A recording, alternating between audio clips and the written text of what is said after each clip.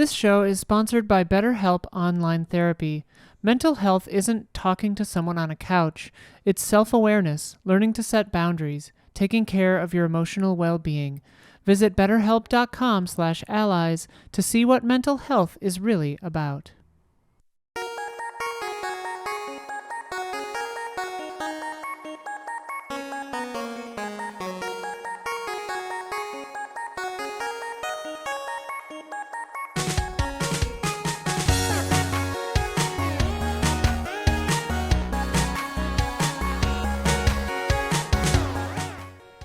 Hello, and welcome to the Easy Allies podcast. I'm your moderator, Daniel Bloodworth.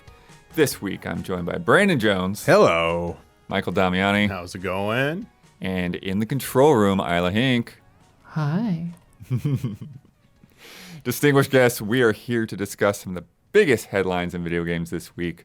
But before we do that, we've got to answer for last week's mistakes. Isla, cue corrections music, please. Boop. During the bets, Brandon said he would be the only one to make two noises following the bet results, since he switched teams. However, Isla started the year on the Sea Lions and is now a massive chub, so she has also made both noises. And I was the only member of Switcher Snakes, so This is true. That was I've made 3. well beyond this year, but True. The FOMO is strong on that one. We talked about pod racing during Love and Respect last week. Star Wars Episode 1 Racer on Steam, though, is a port of the game that originally came out for N64, Dreamcast, and PC, published by LucasArts. The arcade game was Star Wars Racer Arcade, which was an entirely different game by Sega. Has fewer tracks, but much better graphics, and obviously the custom controls that they described in the post. Racer Revenge, too, if you're hungry for more. There's a sequel. Yeah, that was PS2, yeah. Not quite a correction, since Isla realized Kingdom Hearts Unlimited Saga was a fan project, but some additional information on Mary Poppins. Nice. Listen, Nice. Google just signed me out all of a sudden. Hang on. it's all very complicated with that Kingdom Hearts. Oh, Mary my Poppins God. signed you I out. just do not know. Google why right now. Mary Disney Poppins was heard. listening. Because it knows you're about to disparage Kingdom Hearts. They won't allow it. Google is Diving in on deep. it. Okay. Although Mary Poppins has yet to appear in Kingdom Hearts, it sounds like Nomura would like to include her someday. In an interview with IGN Brazil in 2018, he said, "Mary Poppins has always been in our conversations about concepts and ideas, but we've always wondered how we can use that film in the franchise. There's a possibility as long as there's a good idea for that." Oh, so they have good ideas, basically. Have good ideas Yeah. to make gameplay out of Mary Shots Poppins. fired at everyone he's ever worked with. Yeah. And if you have any corrections, leave them in the YouTube comments for either the public YouTube post or the Patreon version of the video. Use the word correction and put a little timestamp in there to remind me what we were talking about. And corrections music. Boop. All right, this week we've got a lot of different random things. Finding like what I want to say about them has been a challenge for me mentally, but we've got a lineup here for sure. One of these we've already talked about a little bit on Friend Code, but earlier this week, the official Switch Game Boy Advance emulator leaked, and this has been going around on Twitter. Kotaku has a good kind of breakdown and amalgamation of it all. But yeah, basically Game Boy and GBA emulators developed by Nintendo of Europe, leaked online, described currently as buggy but functional. Huh, yay. Always good. It's just the Nintendo. Yeah. There are also files that include references to specific games and devices that have been tested using these emulators, including Zelda the Minish Cap, Metroid Fusion, and Mega Man Battle Network 2. And that's led to some skepticism about it because there's also references to EZA flash carts that Nintendo wouldn't necessarily approve of that seem to have been tested on the device as well. But a lot of evidence does point to this being the real deal. And then, yeah, kind of one of my main takes as always is just because Nintendo has something running doesn't necessarily mean that they're going to do anything with it. Very true. But there's been a lot of speculation as to whether this is going to lead to a Game Boy lineup on the Switch, or just alternately like more Game Boy collections, things like that coming. Cowabunga collection's a good example. It's like if Nintendo has an official emulator that publishers can use, then more of those types of games can come out in collections. So what's your initial reactions to the leak and the ramifications that it might bring?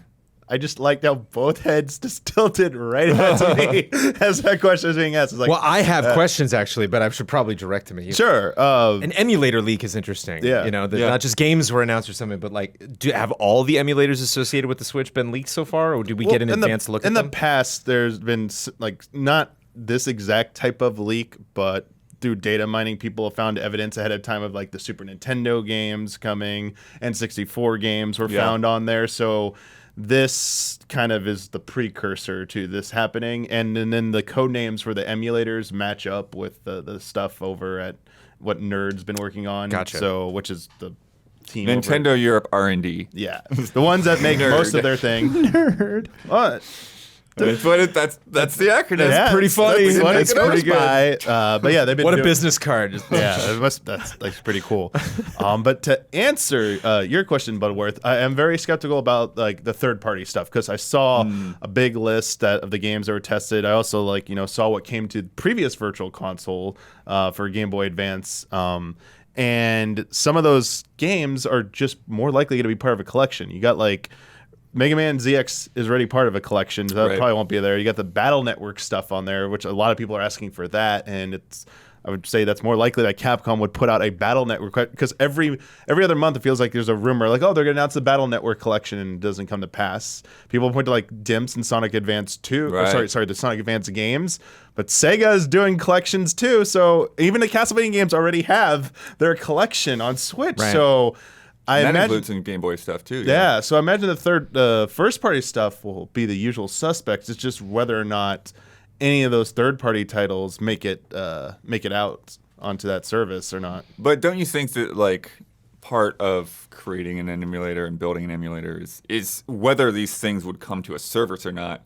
Like you got to throw everything at the wall. Yeah. Everything they did on there seemed to make sense. Like they even tested the link cable functionality in the Pokemon Ruby Sapphire. There was something that emerged from that showed that it was being used, but whether or not that like even a Pokemon game is very unlikely to come to that service. So I think it might just be their normal putting it through the paces. But then you maybe would ask, well, if they do this, why does any of their emulators come out with issues? Like when the N64 one service arrived and like Ocarina of Time had the infamous water temple Shadow Link room, Dark Link room looking like not correct, and it took a few updates to get it to where it was.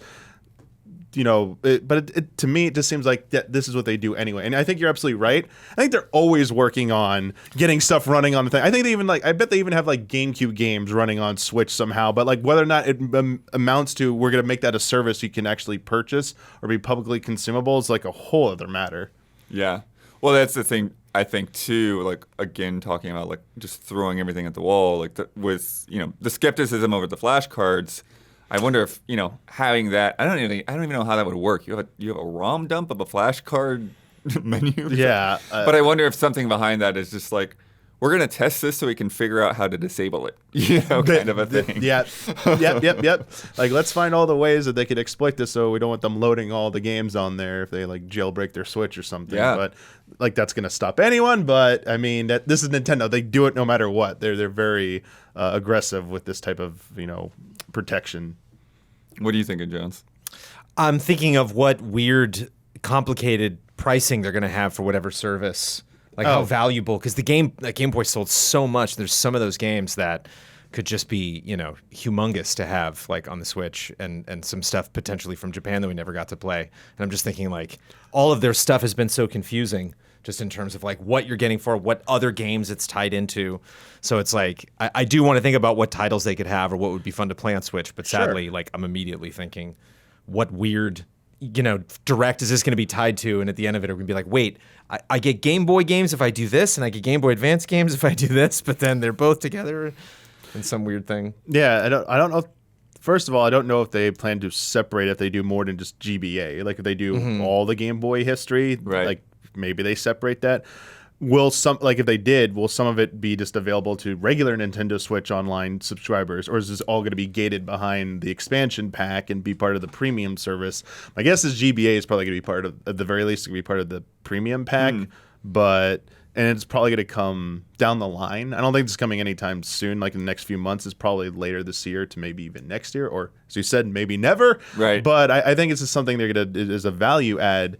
Yeah. As for games, I would have guessed, and I said this on Friend Code, that the 3DS Ambassador lineup, the 10 games you got for being a 3DS Ambassador, would be the perfect lineup to launch with, because it seems like those are the games most willing to go away. But some of those have analogous releases already on the existing things. Like one of them is this Yoshi's Island, because it's Super Mario Advance, but that's already on Super Nintendo service. So would they let you do that? And that raises questions, because some of those Game Boy games are just ports of Super Nintendo ones. It's like, will they do that? I mean, some are different, but some I imagine might not make it. But for me, the two must-haves. If you want two must-haves, I must have Golden Sun and Golden Sun Lost Age. Oh, like people need to.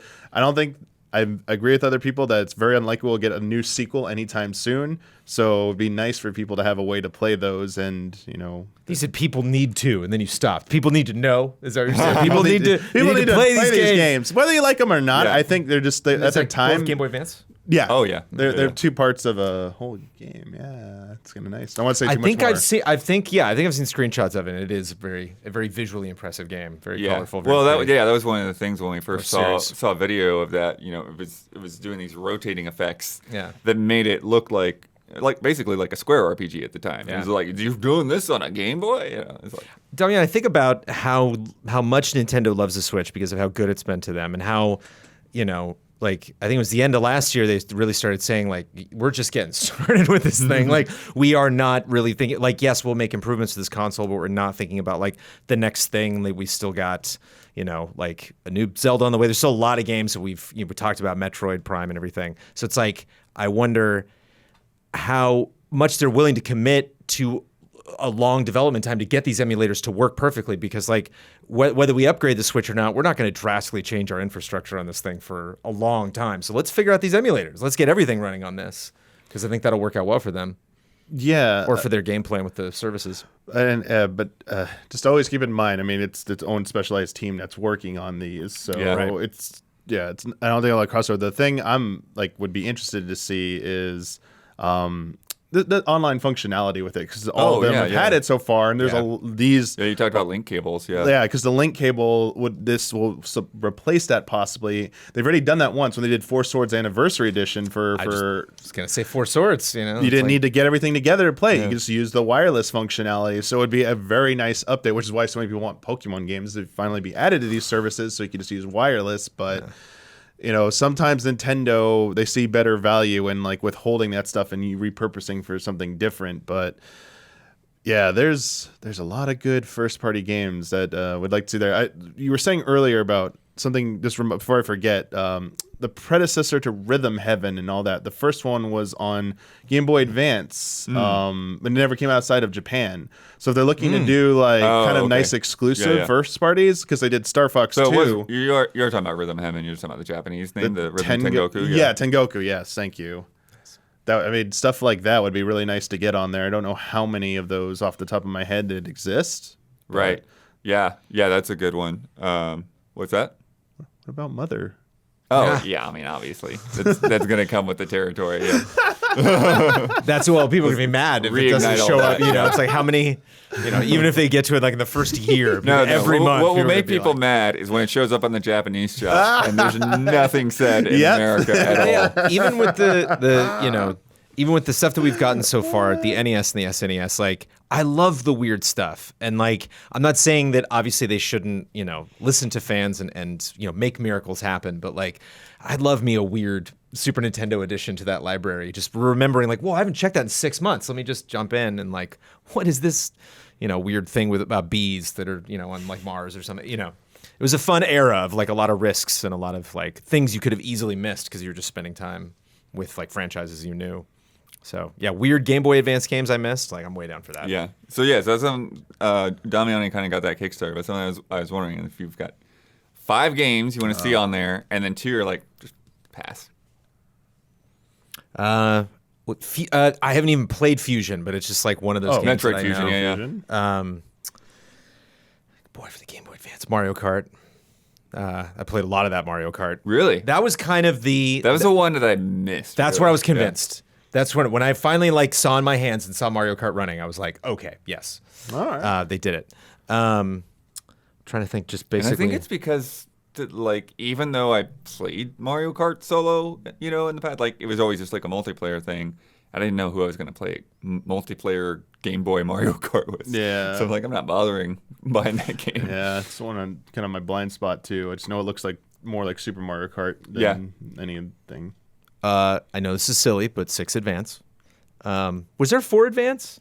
Oh, you mean talk about Final Fantasy Final 4 Fantasy 6? Oh, There's no, 4. There's a lot of content in that. There's a lot of extra island. And there's 1 and 2, Dawn of Souls, but Right. you're very much likely not getting those. Yeah, that's because true. we still don't have pixel remasters on Yep. console. Tactics Advance was very, very fun. You're probably not getting Tactics. Yeah. They fit that thing on a small screen really, really well. Wait, but no, Tactics wasn't Final Fantasy Tactics the first game. It was Final Fantasy Tactics Advance. A2 was a different game. Yeah, there's A2, which is on DS, and then Advance was on GBA. Yeah. Yeah. Oh, about but was GBA? Advance? Advance one's on GBA. It's just its own thing. Yeah, it wasn't Final Fantasy Tactics, right? It was It's called a Final different Fantasy. game. It's called Final Tactics Fantasy. Advance. It's Final Fantasy Tactics Advanced, set in Evilly stuff, but like Right, it's like right. the fantasy version, but it's not. That's what I Final- was getting It's not the mixed up, OG yeah, one. yeah. But going with Square Enix, because I did bring this up Friggin' Code, we caught it the last minute because I would have like kicked myself if I forgot to mention it. Game Boy Advance is the only way to play a version of a Kingdom Hearts game. Chain of Memories. Yes, it's the only version. That's the only version of Chain of Memories like that because Yeah. they redid it for PS2. I'll put a Kingdom Hearts game on my list because I played. There you go. I played that. Kingdom Hearts 2 and Chain of Memories, the only Kingdom Hearts games I finished, and that was a lot of fun because it was. I don't know. It was just it was just cozy. It was it wasn't. I didn't get stuck in a lot of areas, and fights were just like. It's kind of what I love about turn-based games, where it's like I can apply the pressure if I really want to make this difficult for myself, or if I want to coast for a couple hours and just comfort food blast stuff. Like, yeah, the Kingdom Hearts kind of made sense for a moment there when I was playing Chain of Memories. 2 was very confusing because I didn't play 1, but. Yeah, boy, it's a tough library because there was a lot of stuff that I missed out on, a lot of franchises I still. What was the big Zelda on GBA? Was it Minish Minish Cap? Cap, and that was it. There's no sequel. Or Well, no there Majora's was a Mask? Link to Well, the Past Minish Cap? 4 Swords. Right, and then depending on whether you want to count it, there's the Oracle games Yeah, for it's- Game Boy Color, which I didn't play until I got a GBA. They had a GBA room that unlocked when you played them on GBA in the town. But yeah, like I actually think like something like a Link to Past 4 Swords. I mean, 4 Swords I think should be released as a separate game. That'd be really nice for them to do that. But that version of Link to the Past has exclusive stuff because we're just getting about like Final Fantasy 6 Advance. Like the advanced Final Fantasies have exclusive stuff that isn't in the Pixel remasters. They just cut that content. Right. So it'd be nice to have like the Palace of the Four Sword. I mean, they added some like extra stuff. Not a fan of the Link noises in it though, but yeah, there's some other kind of interesting changes. I also just only because I did the Star Wars retrospective. There are a lot of really weird Star Wars GBA games. There's one called Flight of the Falcon. That's probably the worst Star Wars game that's ever been made. So that Like, one it's- of your passes, it's or like you want can't- that? I kind of want like I'll give one of my passes literally for like all of these weird Episode 3 game. Like There you I think go. Power Battles had a GBA like variant yeah, or it did. something. So like many of those, yeah. just because there was like one day I blinked and there were like 4 new Star Wars games on PS4. I remember when they came, like it was like Super Star Wars and it's like Bounty Hunter and some stuff. Be fun to get a little just weird Star Wars package, but probably not. Yeah. The third party stuff, like you said, is Might be Maybe nice not. to if they get the banjo stuff on there. Yeah, because Yeah. Microsoft seems to be willing to. That Banjo Pilot, Yeah. right? And they did have some kind of Yeah, other Banjo game, I'm right? forgetting the title of it. We just talked about it, but it was like a more like traditional game. Side scrolling, I believe. Those would be like nice to get on there, but also like I guess Game Boy Color had a Perfect Dark as well. So if you want to go wild. back that far, you So can get wild. that. There's some crazy ass. Like portable ports, like there's a Yeah. Doom for like Tomb GBA, Raider has a Tony really Hawk. good Game Boy Yeah. Color game that was only made for the Game Boy Color that I remember at the time got a lot of hype and I played it and like didn't finish it because she just moves really slow, like climbing down stuff. Like, but Just- it was really interesting. It wasn't like full Metroidvania, but it was. I'm bummed now that like they've never gone in later platforms really experimented with a side-scrolling, Tomb Raider. Like they did. On The GBA Tony Hawk that came out at launch was, really, Yeah. really impressive. Like had actual 3D models. And What's stuff. the Asterix and Obelix? Don't they have the GBA game or something? I'm sure they use have some- something on almost every platform that's come out in Yes. Europe. So That's my number 5. Asterix and Man, Obelix. yeah. GBA game. But yeah, if you're digging into like any of the Game Boy stuff, I mean, not that it probably will happen, but getting that Game Boy Color Metal Gear Solid, Yeah. like just they had a Crazy Bionic Commando on there too. Crazy Bionic Yeah. Commando. I think the original black and white Game Boy is more hype than GBA. I think in terms of like the powerhouse stuff you could potentially put on that console. I don't know. Just because of that, isn't it still like the number one selling Nintendo anything? Like, Game Boy, no. Yeah.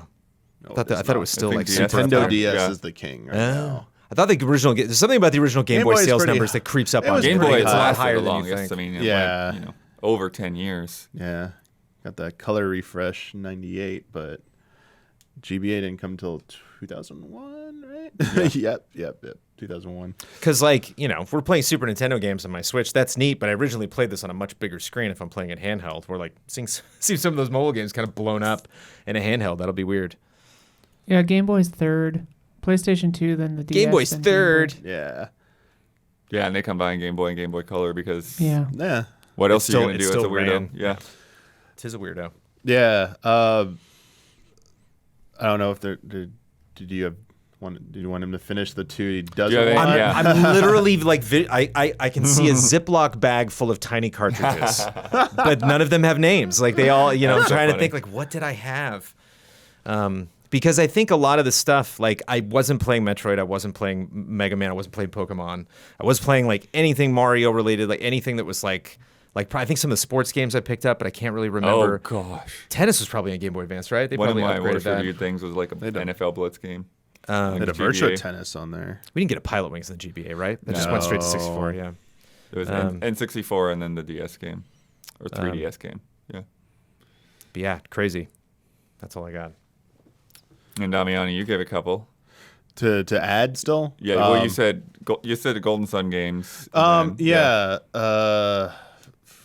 I mean, I don't want to take anyone that I mean, You're not taking from anybody else. because I figured like Yeah. there's two F-Zero games, but I still get like Max. Yeah. Three F-Zero games. Oh yeah, did one not come out here? Is that what it was? Because we had Maximum Velocity, Legend, and GP or Legend GP and then Climax. Climax. The one I Yeah. always forget. Jeez. Yeah. So they're straight there. I mean, obviously for me, like Minish Cap, like I want that on there.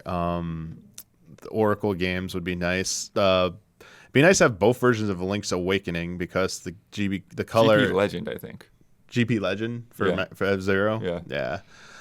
It'd be interesting because I was mentioning it to you if they could somehow get the European version of Boktai Right. on there because it doesn't require the device to get the sunlight. Although I mean that might defeat like It sort of spirit defeats it. the purpose. Yeah, but I mean they did do a release like that. Who knows? They might need Kojima approval. That'd be really nice. I know there's a bunch of Kirby games I missed out on, so I'm hoping that they have a good lineup of the Kirby games on there, so I can go back. Because after Forgotten Land, I did try and go back and play more of the original NES one. Still not really feeling it, but Yeah, I think Superstar is a little easier to go back to. yeah. Once I got to Superstar, I was like, okay, I like this a little bit better. So I'm hoping these have the newer ones after that, or just as delightful. And then you have any passes? Oh, get rid of all if they're thinking put them on there. Unless I didn't really play them, but I don't see a point unless they have something unique to them. And any of the Super Mario Advance ones. They're just like that's on my list too. You don't Mario need Advance, get rid of them. all four of them. You don't need were there 5 or 4? Can't even remember. You don't need those. And you don't need And any you of talk those. about voices. They added Mario voice sounds to those, so when you jump, you hear Mario. No, don't need that. I don't need that. You can get rid of those. They can go bye. I'm fine with that. Yeah, and then my other pass is actually F-Zero Climax. Oh, so it's not good? I never played that one. Okay. No, those anime-based ones were not great. Okay. And then my my list, and some of these are things that either some of these I haven't played, but like Drill Dozer. Oh yeah, Never played that game. Game Freak platformer. Yeah. Kururin. Yep. I had that because I imported my GBA. That was one of the first things I ever imported. Oh, nice. And so I got that game with it. Nice, yeah. But those never came. They, Yeah. never got an English name or release. I'm not sure if they could make it work with Joy-Cons, but WarioWare Twisted, I've never played. Oh, yeah. So, and then I always hear about like how excellent it is. I'm like, wow, Yeah. That's right. great. You got to have a Game Boy to play that. You can't even play that on Game Boy Player. So, Right. and I think it might have. I don't know for sure.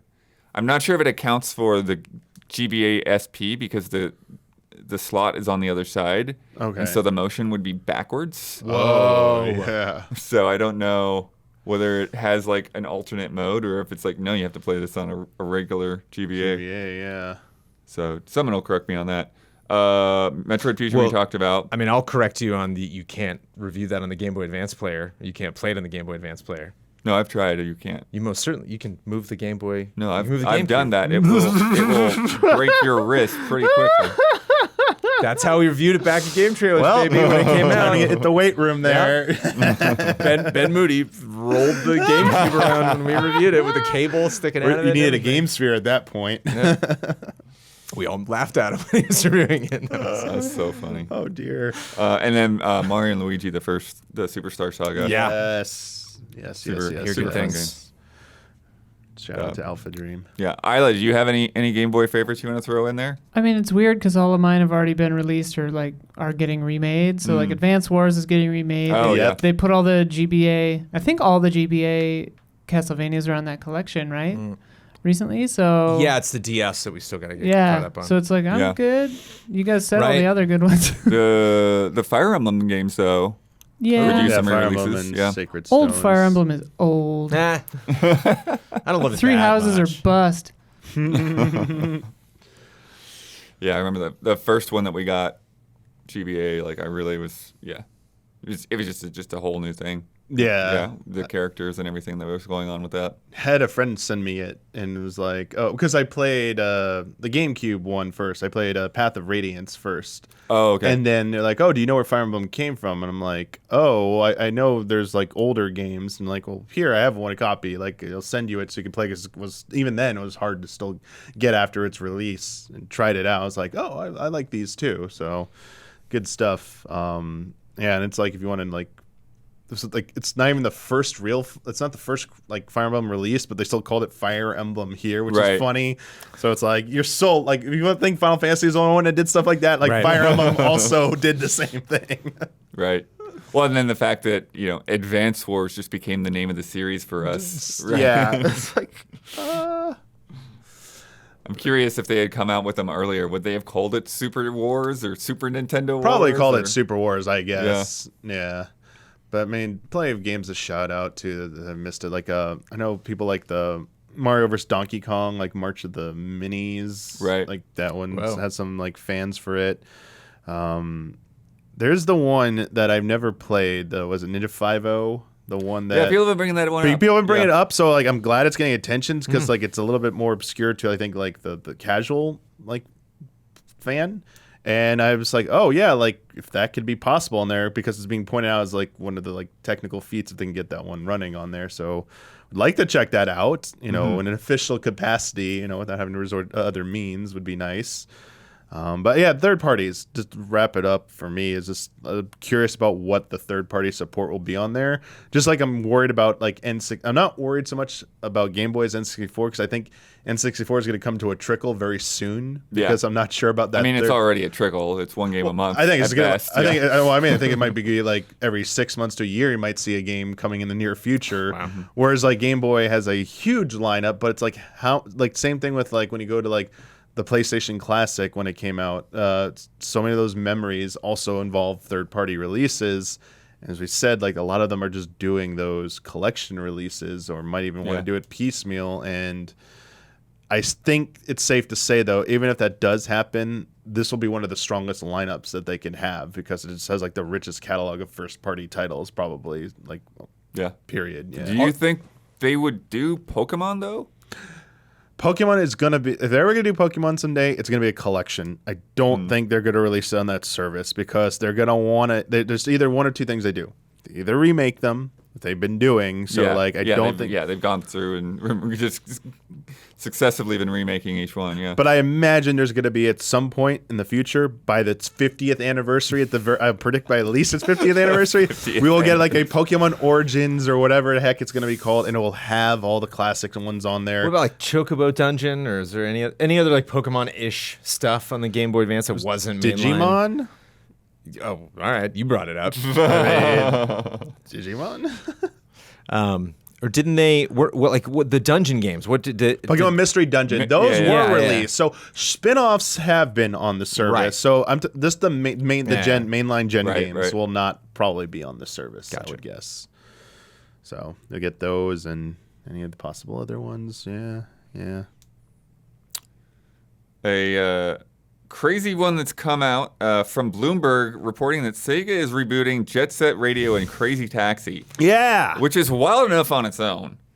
But then they say it's part of an effort to search their past IP for a game that compete at the same level as Fortnite. That's No. that's not a thing. What? One person said that, and somebody's running away with it. I mean, that's what Sega's not that everyone dumb. is trying Yeah. to do. This Sega's- is related to. This is also somehow related to the vague the Super game. Remember they Yes. like talked about this partnership Yes. with Microsoft Yep, last fall. The Super game. Where they're going to Like be Super Cop, like using Jackie Chan. Azure cloud services. Super Wars. Super Wars, right? And they were like focusing on keywords like global, online, community, and IP utilization. Globally. Crazy Taxi and IP utilization. Yeah. Yes, perfect. This Yeah. is perfect. So apparently Crazy Taxi has been in development for more than a year. Jet Set Radio is in early development. But both could be released in 2 to 3 years or just canceled and never actually have an official confirmation. I'm kind of with you, Jones, that like this was like just shorthand. Someone used a shorthand phrase to explain Right. like their big vision for it. I don't think they literally want it. They'd be overjoyed if it could be Fortnite, but I think that's like they're talking about the direction they want to go. Right. Because if you literally wanted to be like Fortnite, instead of spending all this money on this, what they're going to do, a more effective use of their money and time would have been to call up Epic and be like, can you put Crazy Taxi Right. in Fortnite? I Could mean, you it- put Jet Set in Fortnite? Just And, wait. like, Just wait. We'll Yeah, probably that's be true. bigger than what they're doing with this. I mean, it's gonna be a sad but whole. true. It's gonna be a whole, chapter 3 roller skating thing that they're gonna add. And that will lead with it. Yeah, skate parks in Fortnite. Yeah. Yeah. Nothing wrong with bringing Crazy Taxi. I back. feel like That's- those would both fit really well, actually. Yeah. Oh yeah, in Fortnite, sure, Oh, but yeah, as like in Fortnite. Fortnite level evolving games, I can't even picture it. Like they deserve to have short little 6-hour games and be done. But that's kind of Fall Guys ish. I could see Crazy Taxi being kind of like not Destruction Derby. What was the Destruction All Stars? Like maybe I could see repackaging that in a multiplayer sense, where like we're all kind of tearing this city apart for like 5 minutes and then it's done, and then you just do that. Upgrade your car and customize and Crazy Taxis. So, yeah. Crazy Taxis, yeah. 'Cause, like, Taxi. Yeah, because I mean, I could see what they're probably going to do. Hopefully, is with Crazy Taxi, you're all like, there's a finite amount of like pickups for people, and so like whoever eventually learns like the fastest route or takes the more risk will get there faster. And so like you're too slow. You didn't get your fare, and now like you're gonna get eliminated from the match. So I imagine that could be kind of fun to play, something like that. But still, that doesn't. I mean, I don't know how long you could keep that up. I mean, Right. do they have the it's like so many questions come to mind. Like just resources. Ooh, they've been working on this for a year. Great. How big of a team? Do you know how big the Fortnite team is? Like, do you have any idea what you're like, what you're getting into? And like, why does this need to be a game as a service? Like, people just want a follow up, like a traditional follow up, not these weird, crazy ideas that like are gonna probably amount But I to would nothing. think like just trying to think because I feel like Crazy Taxi's got to be the easier one out of these, right? Because like Jet Set Radio, Splatoon. sure. You know what I mean? Yeah. Like that urban vibe, competitive but playful. Like there's your own, you can bring your own fashion to it. There's like, point totals and there's a way to win or lose, but there's also modes where you just kind of goof off. Like, I don't know. Like my first thought, which was like, why not play both of these at the same time? Why not have just thinking that. I'm going through the city while people are spray painting and and going like You're absolutely right. like the extreme sports Fortnite. That's like what Riders Republic like super wanted to try to be, and it just is And the jet too set annoying people, to the jet admit set to. people are the fares for the crazy taxis. Oh They my have to God. get across the map. But, yeah, other like- players pick you up. Marty McFly style, you can like tandem Yeah, behind. You skitchin'. grab Actually, on. Bring the skitchin' I knew there in. was a word. Skitchin'. Kitchen. That you owned a T-shirt of at least one T-shirt Yes. with the word on it. I mean, I'm a big fan of the game Skitchin'. You know Yeah. what? We would Yeah. skitch as children off each other's bikes. See, Jones, I have skitched. Sega's not thinking big enough because you're absolutely right. They should be combining these if they're going for they want to go for a Fortnite. Right. You can't just have Crazy Taxi or Jet Set Right. Radio. And it would be a perfect name, Isla, to call this new IP Skitchin. Just take Oh over my it. God. That's the new game. The super game is called Skitchin. There you Doesn't go. Sega Skitch also night. own Ace Combat? No, that's Namco. Bandai Namco. I like where your head is at, though. What else But they have vehicle-based? Can we Afterburner. just get They have yes. Afterburner. I like where your head is at. But no, here's where my head is at. This is what's crazy. The Crazy Taxi metaverse, right? Because Fortnite's all about their metaverse. Right. So you take your taxi over to, God of War section of town. Right. Pick up Kratos, and then you've got to ferry him Yeah. over, to the Sonic side. Right. And then you pick up Knuckles. Right. And and you take him to Spider-Man land. Yeah, these are the big ideas it needs. Hey, I think you're on the right track, Bloodworth. All I need to do is the taxi driver. Each month, there's a cameo taxi driver. So instead of just going to land, Kratos is now the taxi driver for that season. For that I'm thinking season. of Kratos being the passenger, though. That's the No, thing. he's the It's like, driver, and you get if you don't- unique if you don't- dialogue and everything, and the car you gets have- power ups from it. You Yeah. got PS2 Kratos picking up PS4 Kratos. There you go. Travis Bickle is in there. Travis Bickle is in the game. I wonder. What percentage of our audience knows who Travis Bickle is, Isla? Oh, I don't know. I wonder. 35? Corrections coming next week. It's a good synergy.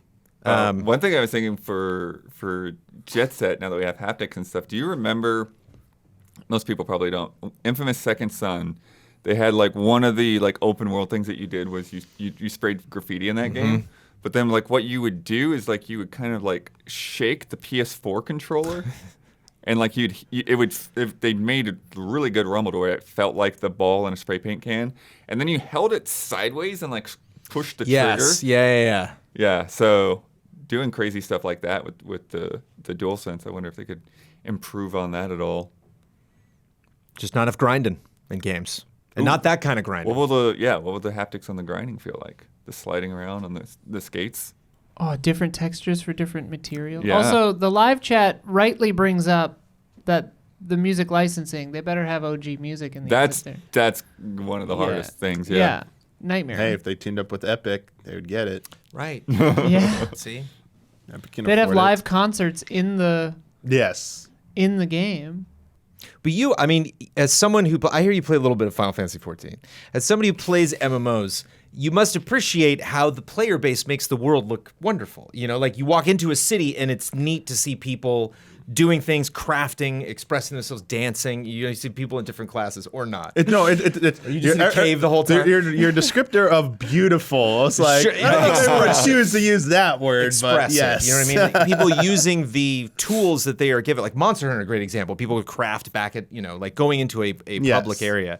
And it's taxis would be fun, but Yeah. the whole grinding, spray painting, coloring the environment, just even not doing anything, just kind of looking around at people just Has more cruising. personality for sure. Yeah, that would be neat to look at. I bet that could be. Oh, wait. That's part of the hybrid gameplay is that there's one group driving crazy taxis. There's the other people doing Jet Set. And you can be the fare as Jet Set and get picked up. But you're also trying to tag the cabs that players are driving without them noticing that you've done it. Because they'll run you over otherwise. And then you get bonus points. And then you sketch. And then you sketch. And then taxis Huey Lewis in the sketching news. other taxis. Yeah. And then Taxis Huey literally Lewis in the grabbing news on comes on. And you're just having a great time. Kratos on skates. I mean, it Yeah. just. Kratos on skates. Skate-sos. This has been a good meeting. Yeah, but concerts, though, would we see center of town with the Offspring playing? Oh my God. Yeah, and Jet as well is very musical, but they could totally have, it's like Very different, but yeah.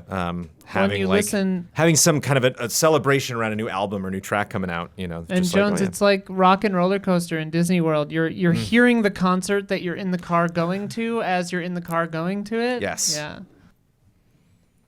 So we'll see if Sega ever even acknowledges the existence of these games. But fun to think about.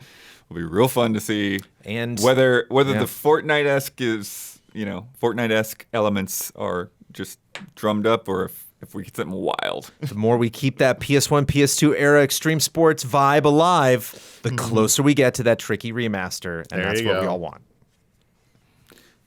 This week, Meta, not Oculus, not Facebook, Meta, Right. had a Quest 2 showcase and went through a lot of games coming out in the near future. It seems like most of them are either very soon in the summer or coming out by the end of the year at least. So dug through some recaps and some of the trailers on that, and some good looking stuff there. So we're not gonna go over each and every single game, but I have some highlights that I want to go over and pick your brains about. Just overall though, what do you? Because Jones, you said you watched the whole lineup.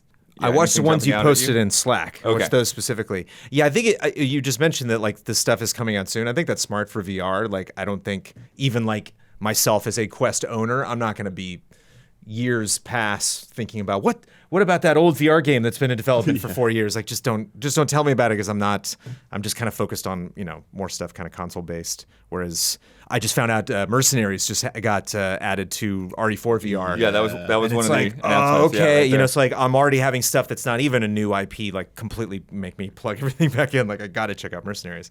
That was their shadow drop, basically. It was like, Yeah. and right now, free update. And you don't have to plug anything in for the Quest 2, Jones. Right. Well, you got to charge that sucker. Well, yeah. Get it juiced up. But so yeah, it's to me, having owned it, that's the kind of stuff that really attracts me. That I think you're going to get somebody on a weekend to be like, oh, that's right, I got to check that thing out. Got it. As opposed to remind me 2 years later when didn't that come out? No, it comes out this weekend. Oh, okay. What's it? Let me watch that trailer again. It's just not really going to get in my head. But interesting. What I think Walking Dead's interesting because it's I kind of know as much about Walking Dead in VR as the TV show. They seem to just keep making games and keep marketing it a lot. So yeah, interesting what franchises, what companies are still spending a lot of money on VR. Yeah, the first one I've got down is Moss Book 2, which I just played on PlayStation VR and talked about on Frame Trap. Excellent game, real Great. cool game. I haven't even seen a trailer from it. It's so on my list that I'm just yes. Yeah, I will play it. yeah, new stuff with you get new weapons and different abilities, and there's more traversal things as well. Yeah, it's kind of like a whole game full of Zelda dungeons, essentially. That you just get to like a diorama that you're in. Yeah. Yeah. You're imagine the whole a Zelda dungeon, but the whole walls just kind of end right in your face, and so you're and if you on reflective surfaces, if you kind of lean in, you can see. Yeah, there's a you're couple of supposed to spots in the be. game where you can That's see pretty your, cool. your character. Yeah, because you're not you don't walk around. You just watch the mouse walk around, right? You control the mouse. Yeah, so you essentially are co-oping with yourself. Right. So you are That's the cool. reader. Yeah. And so and as the reader, you're essentially the camera in the game. But you're always on a fixed point on each Yeah, screen. so good for motion sickness. Yeah. Right, yeah. And then you control the mouse quill, like you just would a typical platformer like Right, Astrobot or right. something. But then you can also reach in with the controller and interact and move things around or grab enemies and things like that. But as Cute. a Disneyland fan, it's playing an action adventure game through any of the fun rides I love in Fantasyland, where it's yeah, it's it's a good looking game, but it kind of has that faux, you're not going to get a lot of. I feel bad for the action games because it's this platform's just not at the level as other action games in 2022. So with something like this makes me feel much more it might not be totally realistic, but even if it does have kind of a faux vibe, I'm in the vibe. I'm in a storybook. It's kind of like a pop-up, Yeah, it doesn't really feel very diorama to me. Everything is, well built out. It's just like it's what you always kind of want to do with a diorama is kind of blow it up and stick your head all the way inside of it. It's just immersive in a way that a lot of VR games don't, because Eiley brought up a good point you never really thought of, which is it's great for motion sickness because you're just sitting there, like it never moves anywhere you don't want to move. Yeah, there are times where you can like see collectibles by just like moving your head around the corner or that kind of thing. But... And you always want to get Quill out, and so when Quill like finds the exit finally, and then fades to black, and then fades up, and Quill just kind of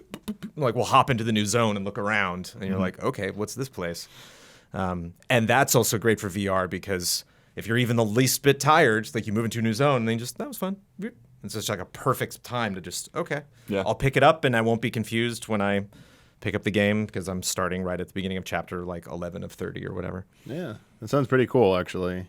Yeah. Like that about you said moving around, being able to move around pieces or interact with the enemies to maybe like help out. Like, is it like a distraction or can you like attack them? Like, I'm assuming you distract there's a them. few different things. It kind of depends on the enemy. Okay. So there are some enemies where you can just grab and hold them in place and then attack with Quill. And then there are like these kind of like roly-poly bugs, and you grab them and you pull them back like pulling on like a pinball machine. And then when you release, they'll like go up walls or like bash into other enemies and stuff like that. And then enemies that like have like projectile weapons, you can grab them and like actually shoot their weapons at other enemies. So there's a lot of different things that you can do, and so that's what I mean. It's like playing co-op with yourself. It's like, okay, I've got like standard controller stuff here, and then moving it around, and then I think that'll probably be even a little bit different with the Quest, because you've got like the separated controllers, with a better motion tracking, and then the main thing I would be looking forward to is just like a higher resolution on that screen versus the PlayStation VR. And it's been a bit. Moss was like a PSVR darling, like right when it came out. Remember, I played that on PSVR. I'd never played it on Quest, and so I was like, and at the end of the menu, you're standing in this like huge hall at like one of the tables of like 20 tables laid out in front of you in this like gigantic room. Yeah, you're in a library. And like going through this giant book. Yeah, you grab the pages and flip the pages, At the end of it, they're like, see you in chapter 2. Like, it's very much like, we're going to make more of these no matter what. And so this like Jones literally picks up from where you defeated the snake. That's the vibe I got. So cool. Again, it's why when the trailers came out, it was like, I'm going to play that. Why would I more spoil it for me? Like, just want to dive back in. Yeah, I think actually having played it and having done the preview and stuff, like they did a pretty good job of dodging the spoilers. And so much of, again, with the action stuff, like so much of what I see people doing in VR, horror stuff is like, that horror game style you like, imagine if it was VR. And it's like, that could be neat, but probably tough to compare both experiences, where Moss is like, this wouldn't work outside of VR, which is difficult, which is frustrating for people who can't do VR, but just as exciting when something like that gets a sequel, and it's like, oh, it's a franchise now, neat, because I'm curious what stuff they explore and with the risks they take with the next one. Probably the headline announcement from the event is Ghostbusters VR.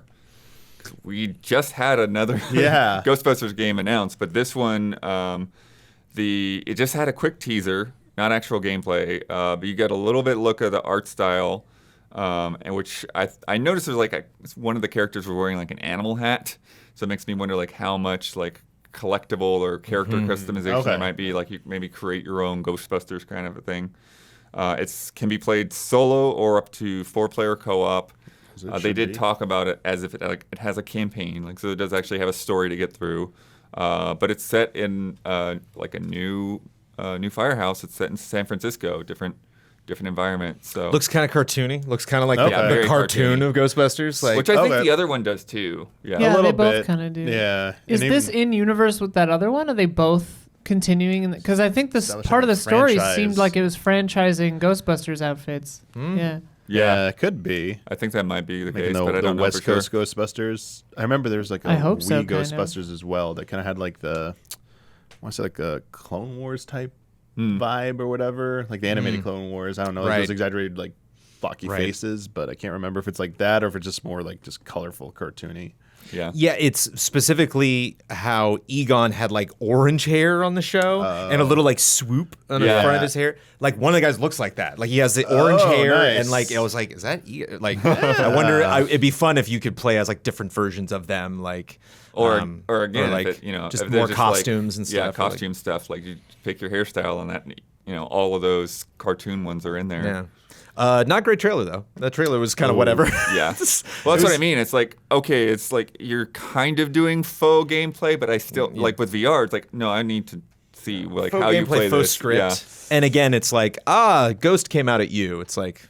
Oof, welcome to VR from like 6 here's years an ago, man. EKG You can't- meter. Here's a ghost. The most exciting moment is at the end of the trailer. The ghost comes out and then takes the Oculus controllers and puts the headset on and like out of the logo. So it's like that to me is more exciting than kind of teasing maybe what it'll look like. Like if you told me Ghostbusters VR was happening, I wouldn't be like, what on earth is that going to look like? It's like, I get it. Kinda self-explanatory. I know how it's So I probably spent going to all go. the budget on the other game because they had to explain that other game a little bit better. Yeah, PKE meter. PKE. Please. PK Fire. but the It's had 3 letters. They said Yeah, the sound the you're same. pretty close. I mean, that is a franchise and a platform that totally makes sense, you know, and could be scary, could be funny, could be great solo, fantastic multiplayer. Like, yeah, I could see a lot of friends. I could see 2 friends minimum, maybe 4 or more, that are like they're both massive Ghostbuster fans, but one is a Quest, and like saw that trailer and was like, oh no. like friend called like, yo, you have to buy one now. Like, all right. And the 2 definitive things people want to experience when they play that game, like for like themselves, is getting slimed. Sure. You want that VR slime. Oh, sure. And you want Stay Puft to blow up all over you. You want to be covered in that marsh. I mean, just like, have it just happen. goo in Just- general and visibility. Like even having like pest ghosts that'll get in front of you and like I feel make it like tough to Stay see other Puft things. though is like the Ghostbusters equivalent of Pyramid Head. Like Stay Puft Marshmallow Man should not be in any other moment. Afterlife, yeah. It doesn't make any sense. Yeah. I just imagine like looking through a grate, and Stay Puft is like, Just there. so you're like, what is Stay Puft doing in there? Undulating. Don't look at the trap either when you're in VR. Right. Maybe yeah. that'd be kind of a fun effect to do if you look at it. You like first person sucks you in VR. You cross the streams, it's just instant fail. Hey, now apparently it's good to cross the streams. They're undoing this. Cross Getting a the little bummed out about that. But, They crossed the streams as a good thing in the very Yeah, first that's movie, true. Damiani. Yeah. yeah, but it was like a Hail Mary play. You don't want to read. You don't want to be in But a now situation they where you know do it again. works. Now they know True. it works. That's true. I like that it was supposed to work. It's like there's definitely the a whole- very it's like the slim whole possibility maneuver. of Like, we're chance all of gonna do success. this now. Egon's quote. It's They like, know how to do it now. Everybody's gonna hold them maneuver. Aspire 2. I don't know if you remember Aspire. No, I mean, how could I? Have you seen this trailer? Like, I'm sorry, action VR people. Like, it's like you're a robot with a machine gun. It's like I can't.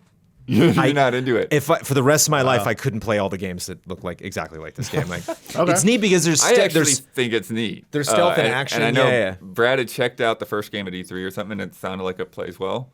You definitely don't want to waste your time with action games in VR that don't control or look well because those exist. Like you can, follow good reviews, follow lots of players and lots of downloads. Like don't experiment in that genre because obviously there's a lot of people that are like, in VR you use guns. That's what VR is for, And so like there's a lot of people trying to make that work. Aspire is, I think they're leaning more action on this one.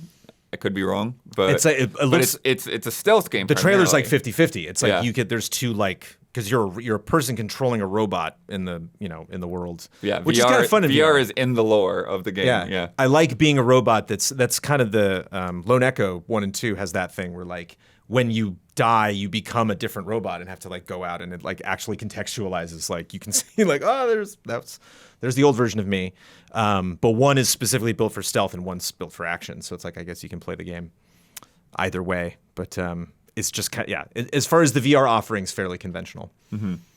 But if that's your thing, Well, it also one of the things I think is kind of fun is that they have voice commands. So like when like they want it behind the guy and like drop your weapon. Right. You can actually walk. You can say drop your weapon. that's fun. I never did Hitman in VR, so yeah, that was speaking of sneaking up on people. That looked pretty crazy. There's Ruins Magus, which I won't say a whole lot about, but it's anime-inspired RPG. Dude, it's got a lot of Japanese JRPG VO. in VR, dude. So you can look at your cool spiky hair, right? Yes. There But you like go. Jones was saying, this is one of the things to me to where it's like, it's just like kind of a game where you run around shooting things. Like this is like running around shooting things, but you're throwing fireballs instead Oh, of okay. having a gun. I think it'd be kind of cool if it was You like do have a shield, though. If it was like turn-based and stuff. You could like turn and look at each of your party members' moves and stuff. They're That'd like, be kind of fun. everyone's getting ready to Yeah, like that would be a more fun concept. I think the to me. towns and character interactions look fun though. And there's a lot of like, look like there was some crafting or food recipes or something, and it's neat to like look at something in your menu and actually have like a piece of paper in the world that you're looking at. But They have a shot where you drink a potion and then just like toss the bottle and it smashes on the ground. all the combat was in like Glittering. the same room. Like all the dungeons were like that kind of light blue, like that light blue. Kind of, yeah. Kind of like the original Mega Man Legends dungeons kind of thing, yeah. So that seemed a little bit repetitive because like when I first saw it, the gal was like speaking Japanese, like "Welcome to this world." I was like, "Oh, here we go. This could be." It's be interesting to see. We don't get a lot of these, like JRPGs and first person in VR is interesting. VRPGs. VRPGs. VRPGs? JVRPGs. VJRPGs. VJRPGs. What I haven't even dabbled in these. I don't know whether I know they have a good reputation, but I don't know anyone that's played them personally. Is the Walking Dead Yes. Saints and Sinners Chapter 2 Retribution. Right. I don't ever want to put that in a video title, but Yeah, I don't know why Saints and Sinners needed another title for another Yeah. chapter, like Saints and Sinners Chapter 2. If someone's not going to buy Saints and Sinners Chapter 2, they're not going to buy Saints and Sinners Chapter 2 Retribution. Like Retribution's not, Retribution in it? especially since it kind of like the logo goes straight over the Saints and Sinners, and it's like, right. what was the link you sent? It was like WDSS. They just abbreviated the Like, whole thing. TWDSS. Yeah. Chapter 2 Retribution. TWDSSA. It's like it's its own word now.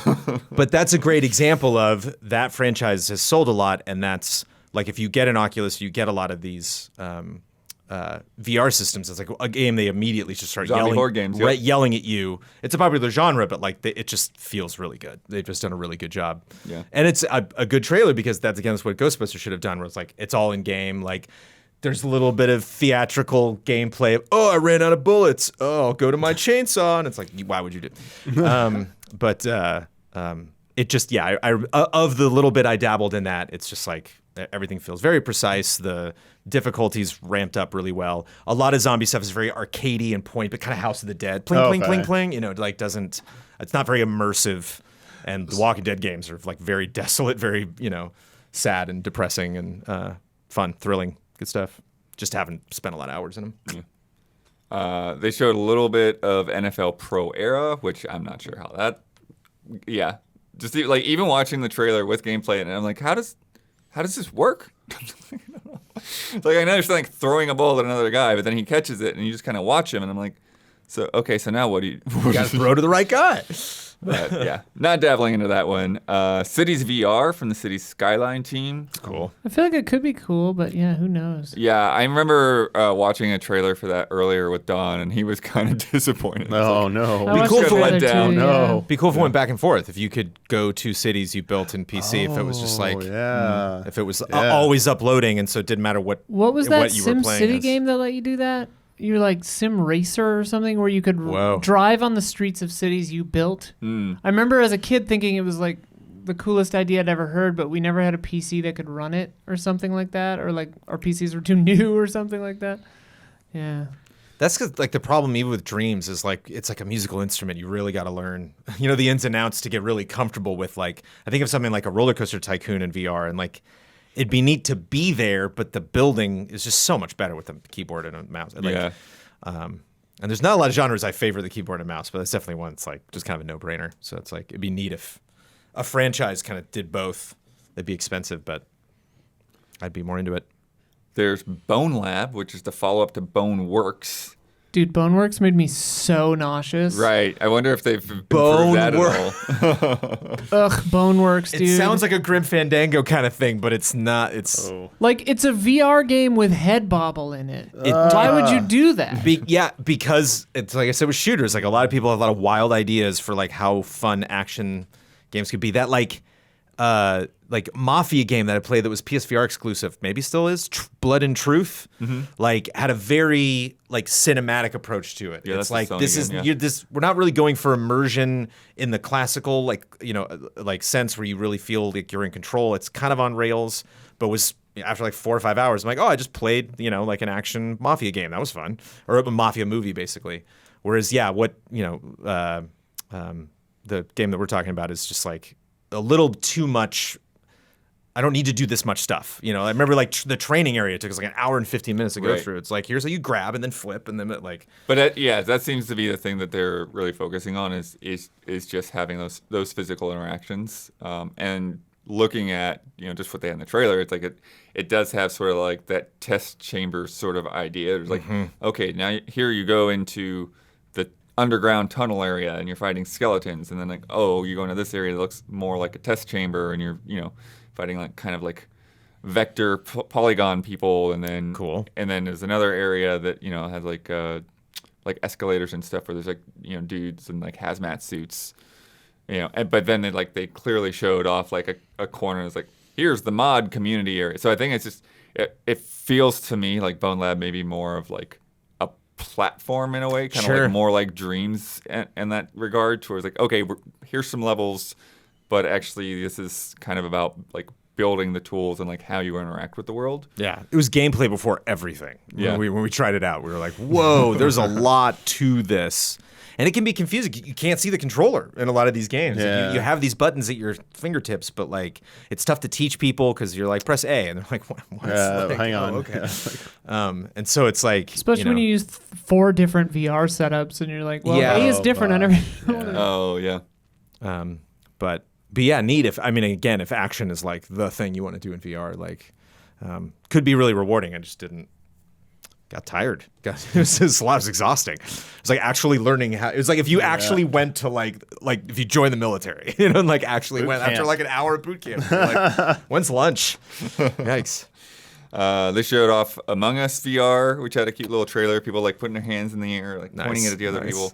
But that's another one So where I'm silly. like, yeah, I don't know if I want to like. You have to walk around. Like that's Among Us. Like you have to walk around. Like teleporting's not going to really work in that.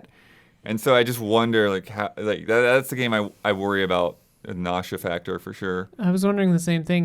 Can you not teleport at all? I suppose that would make it hard to kill you if you're the imposter. Yeah, like I'm not saying that there's not an option because I didn't like read through a fact sheet or anything on it, but it feels like it would have a different.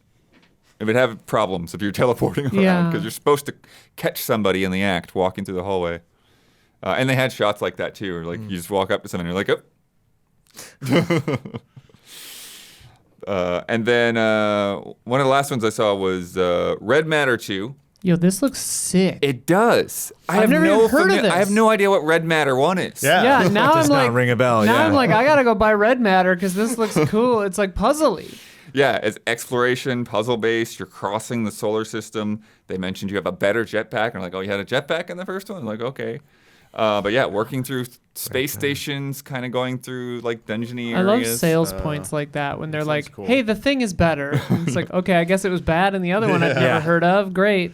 You have kind of like these little claws that look like claws in like a claw machine, but they kind of function similar to the gravity gloves in Half-Life. So they stole Cool. that, which is smart. Yeah, everyone steal that. Yeah, Yeah. definitely looks like a Cool. a game I would Yeah. like to play. And they do say that like similar to Moss, like it's just picking up from the end of the last Cool. game. So it like first game ended on a cliffhanger. This one's picking right up where they left off. And I think that's a good comparison. We were talking about Bone Storm, whatever. Bone But Storm it's is a good example of ready. like, if you're getting into a game and you're learning like I can do 30 different things and they're all kind of weird versus like one mechanic that just that feels good. It's like you really, like they're if I can get at least one of those moments of like, oh, I just want to do that again and again, even if it's like reloading sucks in a lot of VR shooters. And in like Alex, it was like, oh, wow, they figured that out. That's a lot of fun. So that goes a long way. And so, it's again with the Bone franchise, it can be a little off-putting because The Boneverse. because not one of those things is as well developed and feels as good as some moving quill around or yoinking something from the corner of a room. Feels good in VR. And now, a word from our sponsors. For most of us, learning a second language in high school or college wasn't exactly the high point in our academic careers. I studied German, which comes in handy when you're going to Gamescom, but not when you're ordering a burrito in LA, which I do much more frequently than going to Gamescom, although I loved it. Telling people ich bin allergisch gegen Milchprodukte, very useful in Germany. Now, thanks to Babbel, the language learning app that's sold more than 10 million subscriptions, there's an addictively fun and easy way to learn a new language. Whether you'll be traveling abroad, connecting in a deeper way with family, or you just have some free time, Babbel teaches bite-sized language lessons that you'll actually lose in the real world. I've been learning Norwegian so I can talk in a secret language to my girlfriend who is from Norway, and I can eavesdrop on their phone calls between her and her mom now, and I'll be like, hey, I know that word. Why are you guys talking about strawberries? What is the 13th Warrior? What was that Antonio Banderas movie where he's sitting around the fire and he just picks it up? Yep. And then gets back at him. That's it. I love that moment in movies where it's like, haha, I know that insult. Yeah. Gotcha. Or if you're on a bus and people are talking about you behind your back, but they don't realize you actually speak the language. And you're guys. Anyway, Babbel's 15-minute lessons make it the perfect way to learn a new language on the go. Other language learning apps use AI for their lesson plans, but Babbel uses lessons were created by over 100 language experts. Their teaching method has been scientifically proven to be effective. With Babbel, you can choose from 14 different languages, including Spanish, French, Italian, and German. Plus, Babbel's speech recognition technology helps to improve your pronunciation and accent. It won't let you slouch. That stuff is hardcore. There are so many ways to learn with Babbel. In addition to lessons, you can access podcasts, games, videos, stories, and even live classes. The games are pretty cute, actually. They're kind of fun. Plus, it comes with a 20-day money-back guarantee. Start your new language learning journey today with Babbel. Right now, save up to 60% off your subscription when you go to babbel.com/allies. That's babbel.com/allies for up to 60% off your subscription. Babbel, language for life. Babbel is BABBEL.com/easyallies. Saying goodbye to high-interest credit card debt is one of the first steps toward financial independence. But the interest month after month can start to feel like you're on, what, Jones? Hamster wheel. That's right, a hamster wheel, never-ending hamster wheel. That is where Upstart comes in. Upstart-powered personal loans can help you pay down high-interest debt, all online with simple and easy-to-understand payments. Upstart has helped over 1.8 million customers on their path to financial freedom. Whether it's paying off credit cards, consolidating high-interest debt, or funding personal expenses, Upstart can help you get one fixed monthly payment with a clear payoff date. Upstart knows you're more than just your credit score, so rather than looking at your credit score alone, Upstart's model considers other factors like your income, employment, and other information provided in your loan application to find you a smarter rate for your loan. You can check your rate in minutes for loans between $1,000 to $50,000, $50,000, without impacting your credit score.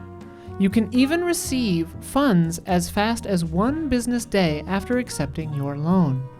Don't wait and check your rate today at upstart.com/easyallies. That's upstart.com/easyallies to check your rate today. Don't forget to use our URL to let them know we sent you. Loan amounts will be determined based on your credit, income, and certain other information provided in your loan application. Go to upstart.com/easyallies, UPSTART, upstart.com/easyallies.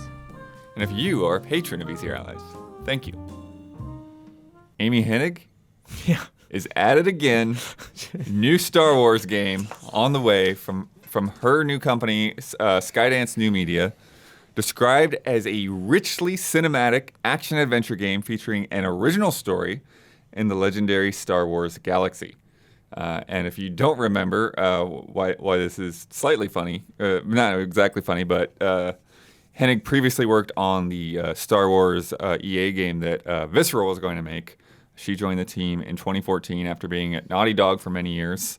And then after several years of development and kind of conflict and changing ideas, EA leadership abandoned the project and closed Visceral in 2017. Never even got a name. Yeah. Didn't even know what to. Yeah, the smuggler game, I guess we can call it. Yeah, saw a desert planet, but we got a fair number of those in the Star Wars universe, so it was hard to really peg it. Is no Didn't know the shade. era. No shade, but is Amy Hennig still like is that a boon? Is that an advertisement? Is that a plus? Like no shade. She's probably great. Uncharted is, No, I know. fantastic Yeah. for sure. But it's like after how many things that Right. never come out do you stop using a person's name as a like? But I mean, you it's know? only that one game. What else? Yeah. I think her and Jade Raymond have like a bet going. Right. Yeah, Jade Right. Raymond's Like, how definitely far had more can we go? problems. But at least now, yeah, Right. Sony's funding her thing, so. I want Hennig to go for the hat trick because that's something that's really never been done in this industry. If she can get this canceled and then get on another Star Wars game, who is ever gonna top that? I think that's something she'll Yeah. be really able. To me, that's better than a really good Star Wars action adventure game. I mean, sure, but you could also read this as people who are behind the scenes are privy to some of her like work and were actually impressed with it, and like Right. this person is very deserving of getting another crack at this. Yeah. And maybe it could also just be that they really want to do a Star Wars game, so they're like, hey, like another chance. I don't care what people are gonna say. Like let's do this. So. I mean, this seems like it probably has a better chance of coming out. I mean, Yeah. Yeah. If it's her company, yeah. there's no one to cancel it other than Disney, really. Yeah, it's like unless the license is revoked, they're like not happy with what they see. It's like the ball's completely in your court this time. So I mean, maybe that's what it took, was making the game on her and her team's own terms this time. Fallen Order 2, I think it was a nice shot in the arm. That just too, in terms yeah. of like, Yeah. because I'm Oh, trying yeah. to think like around Force Unleashed, like were there any other action games we got in Star Wars? Like I know the MMO has a ton of action in it, Not but really, like but LucasArts single. was making most of that stuff. You get all those Yeah. like So- Wii ones, the Jedi. Yeah, I think they're putting a lot of money into that. I'm a little nervous. I saw some tweet that's like, "Whoa, we got a lot of stuff coming." It's like, oh, that's never a good sign. Like I'm looking at this huge list, and it's like, it'll be great to actually see all of these things. But I hope, like, if the David Cage game bombs, it doesn't hurt something else, or it's like. I think see that one's getting canceled. I see a bunch of ways the dominoes could Been a fall lot of to, blowback, like, Yeah. to make them be like, again, it's like I think of right before Solo, and they were like, get ready for a bunch of Star Wars movies again, and then like that didn't work. So it's initiatives like this make me a little shaky. But yeah, so there's the Star Wars Eclipse from Quantic Dream. There is Jedi Fallen Order 2. There's at least one other game from EA, from one of them that's coming from BioWare Austin that we don't really know anything about. And then there's a Ubisoft open world Star Wars game that we don't really know anything about. possibly Division-y, because Right, it's yeah. from that team. And there's I saw them tweeting this, and John Drake jumped out and was like, "There's Hunters," and it's like, "Oh right, that mobile Switch game, Right. That free to play Not that anyone combat game." is too worried about it, but Yeah. And there's also I'm one other. worried if they expect it to be bigger than it's going to be and then give up on Star Wars games. what is Like, it, Damiani? Oh, the company that owns the rights to Rogue Squadron saying Right. there's Oh, Aspire. Yeah, Aspire. Aspire's been doing a lot of those ports. KOTOR Yeah. remake. The KOTOR remake, yeah. So yeah, I got the KOTOR and possibly Rogue Squadron, which would be sick to see that. Yeah. But yeah, I don't know if necessarily a lot of Star Wars games equals like, I get the concern, but like for me, when it came to the films, I thought I was obviously born after the original trilogy, but like seeing them, it felt like these are once in a long time big ordeals. Yeah. Doing this, it felt like to me it was like what happened was a little bit of like Zelda. Zelda used to be like every like 5 years and like no spin-offs in between, and then like all of a sudden in the 2000s, like we're gonna make all these re-releases and spin-offs, and it became kind of saturated is the word I'm looking Yeah. for. It's what happened with Star Wars films, but I think that's like its primary domain, whereas games I think is kind of the supplementary domain where I think you can explore a lot more. You could Yeah. like just like do these tangential like storylines that people would be like it's kind of like the expanded universe, whatever they call Right. it now. Sorry, and you get to enjoy that. So I think I'm personally not as concerned when they say there's a lot of these games coming out, but I still think not all of them might make it. But yeah. Well, I do think that richly cinematic action adventure sounds a lot like what she was already making. Yeah, and Fallen Order, pulled that off. I thought in a lot of respects, like they, and again, it just speaks to where we're at with motion capture, and again, she was involved in a lot of. It wasn't just that Nathan Drake moved well, and it wasn't just that it was a good Nolan North performance. It's that when you moved between those two things, it was so seamless and comfortable, where you could pause what Drake was doing at any time and like, let's tell the story for 3 minutes, and you're going to be engaged in it because it didn't take a lot of time. It wasn't very distracting that like, oop, now there's a cutscene. And she was really instrumental in like showing how to do that. And there were moments where they talked about the dark side and talked about like what happened, even just the beginning in the shipyard and seeing these big ships kind of torn apart and like being in this era between these big trilogies. I was like, wow, this is not only interesting, but like I'm a little weepy in this cutscene. And so it's like, I was a little bummed that with all the Star Wars shows, like Cal Kestis hasn't been talked about or come, it'd be neat if she can pull that off and actually tell a story that like matters across the board, not just because it's a good game, but if I'm looking at like, I still haven't seen the rest of the Book of Boba Fett, but if I'm still looking at like what's on Disney Plus versus this game, it's like I'm way more interested to see the sequel to that than like another Mandalorian season 3 or whatever. Like that'll be a win. That'll be really cool if she can do that. Yeah, I mean, for me, as the game's been described, like one thing I'd like to see is just going to like very cool looking worlds. Like it's like Star Wars Galaxy, some fantastic looking stuff. And like, as much as I don't think they're great films, the prequels took us to a lot of different worlds and the vistas, and like, I kind of would like to see more of that because it's kind of feeling like everything's just on either on Tatooine or desert. It's like we kind of need to move away from that just a little bit. Yeah. Like I understand, like, I mean, yes, I do think that's something that it could have an advantage over, because like if Fallen Order is kind of going the more Metroidvania-ish route, where you want everything connected and you want to be able to go back to previous areas, something that's a little bit more Uncharted design, more straightforward. It's like, yeah, you can hop off somewhere else, and like, who cares about that last place? Exactly. Yeah. Like this, I'm expecting good set pieces, and it's like, wow me, like with these like environments and visuals that like, and obviously have the captivating story, and like, you're more than like 2/3 of the way for me. It's like you just have to have like some kind of decent gameplay, and like we're good here. I mean, I could even from like a very simplified perspective be like, Fallen Order is the swoosh swoosh, and this is the pew pew. It's been really interesting playing Skywalker Saga and going straight from episode 3 to 4, and it's like, oh yeah, no more lightsabers. It's like, how many lightsabers are in 1, 2, 3? It's just constantly all different colors, a big rainbow of lightsabers. And then I start episode 4, I'm on the Leia's ship, and it's like, oh yeah, it's gonna be guns for a while. Like even like switching to Obi-Wan and like, oh, can I? Oh, yeah, I'm in Mos Eisley, but I can just start hacking things with a lightsaber, even though, obviously, he was a little more cautious going in. But it's, and that, again, the Division developer, like, I'm curious to see what they do just from, like, a tactical grenade, like, squadron commanding perspective if we get into some clone stuff or... Yeah, but I'm totally with you on like, let's go to other planets. Guardians, the Guardians game recently, that was some awesome looking vistas and some crazy. You would just stop and be like, whoa. Yep. So I'd love to get back to that.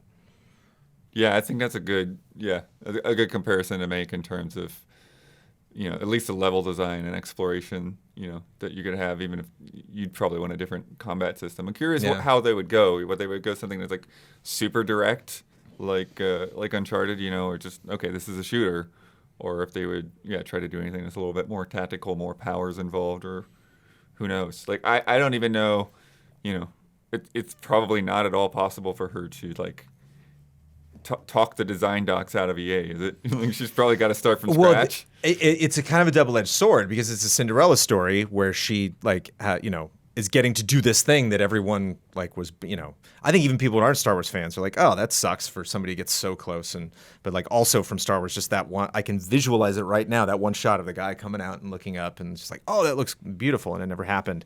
Echoes of 1313 also never happened. This is kind of like the third, granted she wasn't involved in 1313, but so like that's exciting. And I think it's it writes a good story. You know, like the first trailer will get a lot of hype, but I can imagine her going to so many interviews and they're like, so was this part of your original pitch? And she's like, let's just stop talking about this game that never happened. Like, like shocker. It was not a fun experience for me. And I'm so happy to put it behind. So it's like, I bet that'll kind of be a mixed bag, you know, like having to revisit all those things and us constantly wondering, like, is this the game you tried to make or is it something else? Yeah. I imagine it's something completely different. I mean, or not completely different because it's, again, still the pew pew, but like a different character, a different story, different planets and stuff. So the past week or so, we've been getting some headlines, some inside reporting from Business Insider, actually, that both Sony and Microsoft are looking into systems for more in-game advertising. So both are working with ad tech firms on programs to implement ads, primarily talking about free-to-play titles. And this is a way to try to entice more developers to make free-to-play games on Sony's side in particular. Sony's program is supposedly looking to launch by the end of this year. Microsoft is saying they would not take any cuts from the revenue. Right now, it's unclear whether Sony would or not. Both are looking to limit ads to particular brands and avoid disrupting the gameplay experience. So essentially, they're talking about things that feel like they fit in the world. So like your billboards and like your signs on sports stadiums. Your Coleman lanterns. Yeah. Or a lobby. You know, it's like I gotta wait for that Fortnite match, but sure. I could see Epic probably be like with this, but like, it's if I'm just sitting there waiting for a match to load, then like. Yeah. It's not what I want to watch at that time, but it's better than other times. Yeah, I think there are some, like I want to say there's some sports games or something that like run ads like during loading screens and that kind of thing. In the stadium could be fun if you're like on the sideline. That kind of echoey in stadium, that would be Dr. Pepper. Bubble I know there's I know for sure there's games fun. that are like doing it and because like one of the things they go back to with the billboard idea is like Burnout Paradise did that back in the day with EA. Even in Forza Horizon, like they're yelling at you all the time in that game. So it's just like if I see some billboard that's changing for something, like you just need to have it's immersive in-game radio of some kind with your soundtrack, and you just play real ads in between them. Like no, these are you know the big fear is these are full filling the screen, live action, bad acting.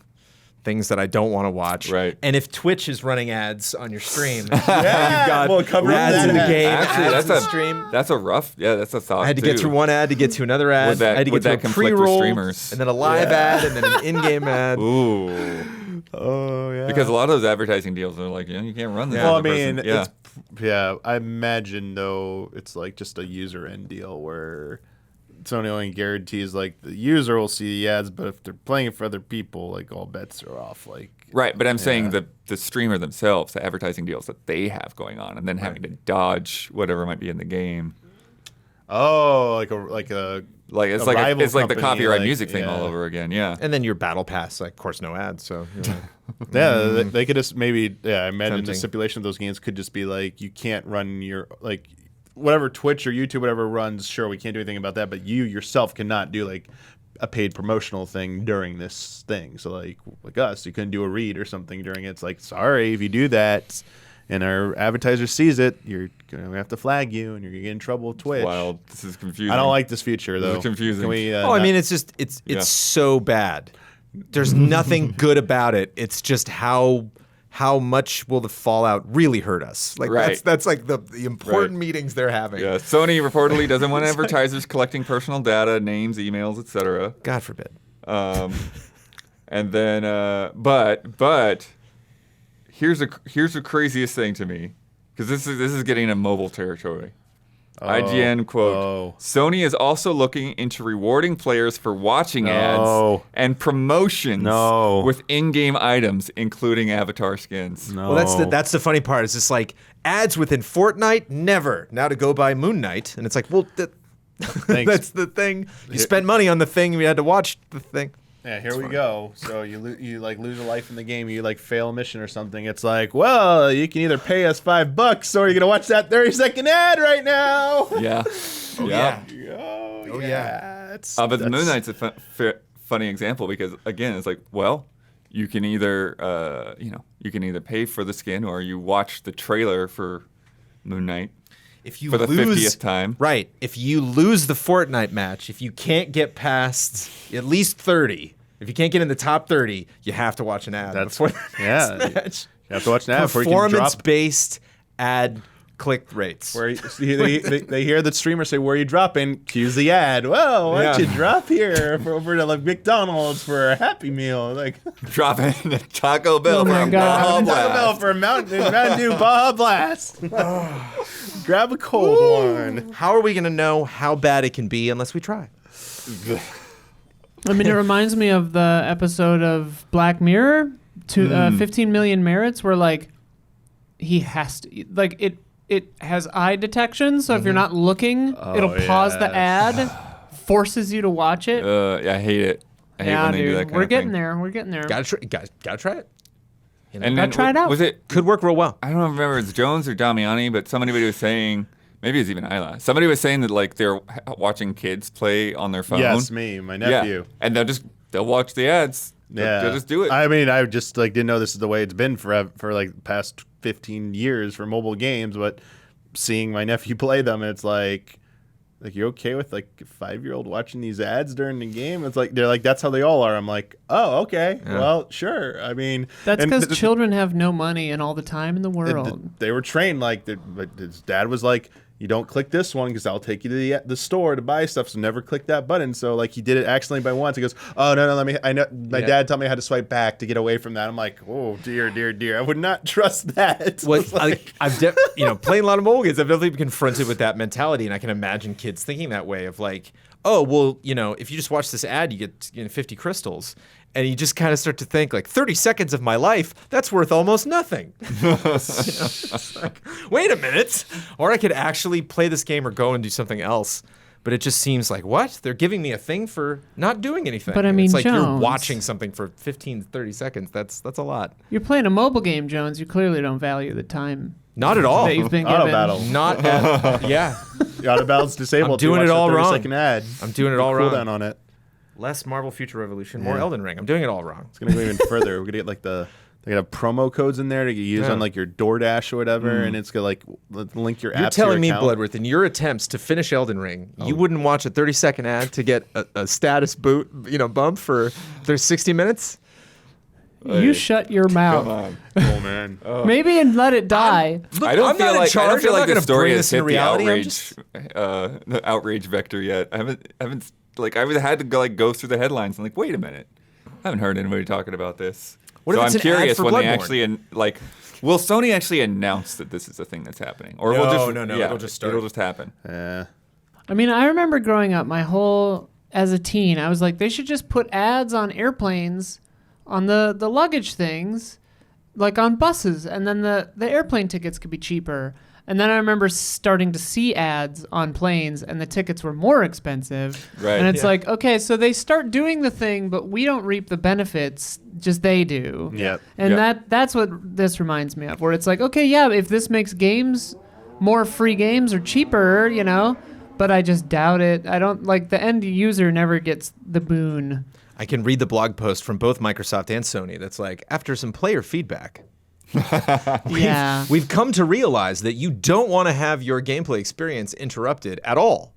Right. Thank you for letting us know. Hey, that's not what our research was telling us.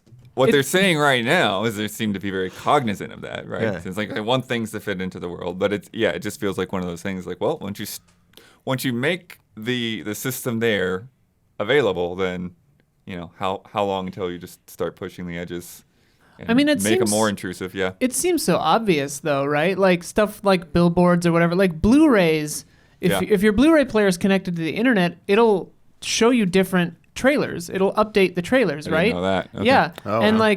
so why shouldn't a game update for licensing, right? Like somebody buys out a billboard in your game for 6 months and then it changes like that. It just seems like a no-brainer to me. Stuff like Final Fantasy 15, like Coleman lanterns and like Audis, I think they had in there. They had cars in the movie. I remember that. Mercedes and Mario Kart. Right? Yeah, and it's just like stuff like that. It's like, okay, what does that deal cost? Because like they could update that out, but like Monster in Death Stranding, I think they took out. But like, yeah, I guess I don't mind those kind of integrations as much as like being forced to stop playing a game to get crystals like on a phone. That's a little irritating. Yeah, that's the thing. Like I do sort of like in some cases like it makes more sense, right? Like I remember being actually bummed that Shenmue took out Coca-Cola when it came to the U.S. It's like you could read the whole Coke can. Why would you get rid of that? Wave Race removing the jet ski license. Yeah, that's like what? No, it's a jet ski. Yeah. What are you calling it a watercraft for? Exactly. Yeah. A watercraft? A watercraft. Select your watercraft. But yeah, we'll have to see what actually happens. Again, that's the thing. It's like a lot of these things. They're just rumbling behind the scenes. And it's coming. When I first saw the headline or saw rumblings, I was like, "What are they going to?" Oh, free to play. Okay, whatever. It's like Fortnite is not going to do this. Free to play for now. Well, this is going to piss everybody off, and so it's like I think this is something they're going to try to do as sneakily as they possibly can. I don't see this coming to Warframe or like any of like the really top tier. Like, this is coming to Call of Duty for sure. But a lot of your favorite free-to-play games that you've been playing for, like, years and years and years and years. I don't know. I'd be very surprised. This strikes me as something that, like, is going to happen eventually and, like, will be pervasive. And, like, everyone will raise a stink, but they'll keep buying the games. Right. So sort of like it won't change anything. And they'll like just all do games. What we're talking about with mobile games. It's like, everybody hates it, but there's enough of an audience that'll just put up with it. Right. So, also this week, there's a Streets of Rage film on the works. Yeah. Script by Derek Kolstad. Script. Why are you writing a script? From John Wick. And then it's produced by DJ2 Entertainment, who did Sonic the Hedgehog, and Escape Artists, who did Equalizer. Everyone's echoing the same thing. Get the music right. Yeah, and DJ2 has like 20 licenses or something. Do they? You go to their website. And it's like they bought all of it. Another video game one they signed with Amazon was it what's the Amazon one? I forgot. Not Last of Us. Last of Us is HBO. Yeah, it's a different one. I'm forgetting, but they got that as well. So it's like It Takes Two. Is that the one? It Takes Two. Yeah, It Takes Two. They're doing they got that. So I mean, they're gobbling up those games. But like Sonic 1 and 2 are like they're like I felt for Sonic. I haven't seen Sonic 2 yet, but Sonic 1 I was like, I feel for this little guy. I hope this works out for him. But it was also like Sonic is ridiculous. Like it was very fun and silly and like made fun of itself, made fun of movies, made fun of just gaming in general. So if like Streets of Rage is really like gritty, it's like I don't even know what the right tone to go for would be. Streets of Rage. That's interesting because most people I know who are into Streets of Rage want it to be like very like violent and like more towards like the Raid. The movie The Raid. They want it like that direction than being weird and goofy. These people don't get wounded. That's kind of part of it, you know. Like right at the end, guys wear bright orange jackets. I still and have a green white mohawks. tank top on. It's like there's no blood or I didn't get dirt on this. Like I don't think go that far, but like I think there should be a glam factor to it. You don't want like food just laying in the streets and stuff. Someone guy picks up a turkey leg. Like get the lead pipe sound right. He throws a guy through a sign or something, and then later they walk to the same street and the sign's back up. It's just like people repair stuff very quickly just in case another fight needs to come through. They have to have a friendly fire joke in there where someone got like they're fighting, they actually swings and hits something. He goes, dude, like okay. I would love it if they just walk by the sign and a character they don't even say anything, but the character just looks at the sign like, huh? Like that used to be broken. The subway doors open and like 3 of the same exact person like come running out of it. Just once, just some little thing. Sega announced the Sonic Origins collection, including Sonic the Hedgehog, Sonic the Hedgehog 2, Sonic 3, and Knuckles, and Sonic CD, digitally remastered for current generation platforms. Remastered is an interesting word because it's really hard to see. Like, what did you do here? It looks the same. But it does have original or widescreen modes. There are some animated scenes thrown in there. Base game is $40, which might be a bit on the high side for that. And then there's a digital deluxe edition for $5 more, and a whole lot of confusing DLC editions. The grid. Yeah, this big grid. Pay up for that. Pay up for that music and menu animations. Extra modes, menu animations. What's going on? The Sonic films went to their head. They did. They're thinking of Fortnite. They're thinking Sega's thinking big. Yeah, you hate to see Sonic suddenly biting off more than he can chew. You know, it's like that's such a franchise. It's done no wrong, I think, for so long. Slipping. Yeah. Xenoblade Chronicles 3 moved from September to July 29th. Oh, yeah. Just a week after Live Alive. Damiani tackled that on friend code. Oh yeah. Get some more thoughts there. Probably swapping spots with Splatoon 3 is probably the reason. Yeah, I think that's a fair point. Yeah. I think that could happen because Splatoon doesn't have a date. Correct. So, and yeah. Xenoblade's already been rated by the ESRB for months. So Oh, interesting. After delays and seemingly trouble development, Digimon Survive also coming out July 29th. So there you go. well, hi July. Get your Some buzz Xenoblade or for that. Digimon. Yeah. I saw some people excited for buzz. it. Jane Foster will be the next playable hero in Marvel's Avengers. First new character since Spider-Man. What? Thor's already in there, so like a different Thor. It's like Yeah. okay. Coming in patch 2.5, which has no release date yet. Patch 2.4 isn't coming out until May. So sometime, Jane So Foster. That's Wow. cool. The movie looks great, and I'm so excited for her. Okay, It's just a okay. strange. There's not a lot of characters in this game, and they're Right. literally. You already did this. You did the 2 bow, and now the 2 hammer, and it's like get an X-Men in there. What are you doing? Like Deadpool or Wolverine or what are you doing? What are you doing? WoW announced their new expansion, Dragonflight. 4 new zones that make up the Dragon Isles, new classes, and of course, all new dragon riding mechanics. Saints Row released a gigantic customization featurette showing all the ways you can create and outfit your characters, your cars, your weapons, your base, etc. It seems like just pretty much everything can be made your own.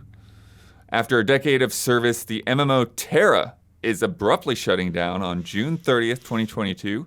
The decision was made by the developers at Bluehole, saying after much consideration, the team in South Korea have come to the conclusion that they are no longer able to offer you the exciting and satisfying content you deserve.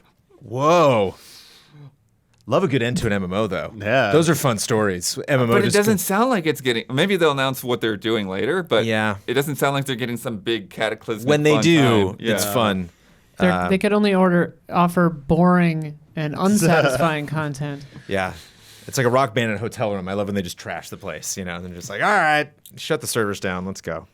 Another MMO, Ni no Kuni Crossworlds, confirmed to be coming to the West this summer.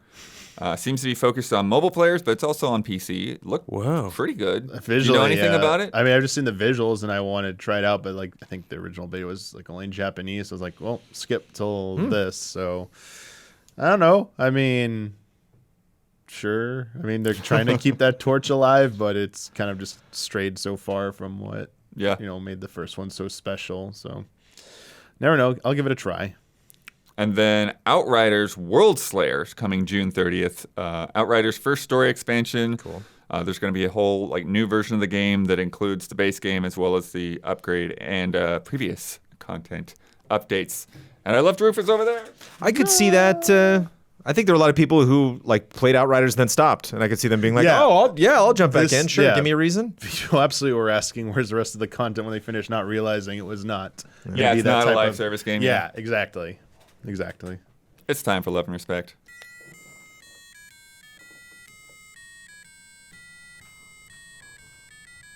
Love and respect from Megan Linhart. Hi, allies. So recently I've been going back and replaying Assassin's Creed Unity. And I feel this game is a perfect example of an ambitious game released at the wrong time and the last true Assassin's game. I think it's a superb entry that overhauled so much, adding new stealth, great parkour, and a stunning cityscape that's so hard not to get enthralled in. But its buggy and disastrous launch, rushed by Ubisoft due to its yearly release schedule, caused it to be panned by critics and fans alike. Ubisoft seemed to take its poor perception not as needing to slow down and give the developers more time, but instead as needing to change the formula into the action RPG style we see today, changing the franchise forever. Do you think this was a good direction for the franchise to go, even if it meant sacrificing what made Assassin's Creed stand out in the first place? I got all sorts of Unity hot takes. I gave Unity an 8. Okay. I didn't have any of those glitches. That's such a weird thing to have happen in a game where like you're done and you hit credits and then you like get all your gameplay and you cut your review and then it comes out and all these screenshots come out. It's like, this guy doesn't have a face, and it's like, obviously that's horrible, but that didn't it didn't happen to me. Like the game is it's kind of the same thing with Assassin's Creed 3, where like the setting for me can go a long way if you really love the concept of the setting and they really do it well. And I loved Boston, and so like a lot of the problems that Assassin's Creed 3 had, I was like, I hear you, but man, I got to walk past where my dorm was, and it's like a forest. Like it was weird, you know, to be in that city, and it's just like it's France. It's the French Assassin's Creed, and so everyone just their language is beautiful, and the structures are so incredible, and there were a lot of characters I recognized and scenarios that was neat. But the big thing is the multiplayer was so cool. It's like 4-player co-op mode that they just never did. That's different again. than the other one, right? It's its own multiplayer thing. Well, you mean like the competitive? There was like a stealth multiplayer mode that they added later, but this was like 4 people taking a house at the same time. Got it. All go that through is the different. roof. Yeah. You 2 go through there. All run through the front door, and like so it was neat to be sneaking up on a guard and have him, you know, get alerted to your friend who pissed off the guy downstairs, and then making him walk to the thing and look over, and you would sneak up behind him and grab him. Like, it was sloppy, but I was like, oh, I mean, it's gonna be interesting to see this evolve, and then just brick wall stopped, you know. So I think it was a good. The overhauling that they did got me back into it, because I didn't. Syndicate was right after, right? Yeah. And I bounced off of Syndicate for no good reason other than just exhaustion on the series, and then skipped Origins, and then got back in and have loved what I've played since. But haven't checked out any of the DLC for the last game. But Yeah, you've just had mixed thoughts, I think. I liked it, and the music is always so good in those games, and there's a lot of unity I liked. Yeah. Yeah. Characters. I mean, I jumped off the series after 3 and didn't really. I mean, I tried Origin, but it wasn't for me. And I kind of wish, even though it might feel outdated to people, I wish I could just get another old school. That's calling it old school at this point. Assassin's Creed. Yeah. Just like anything close to like anything from 2 to like probably like Unity. Anything in between there. Just getting a Assassin's Creed in that kind of style would just be a thrill to me.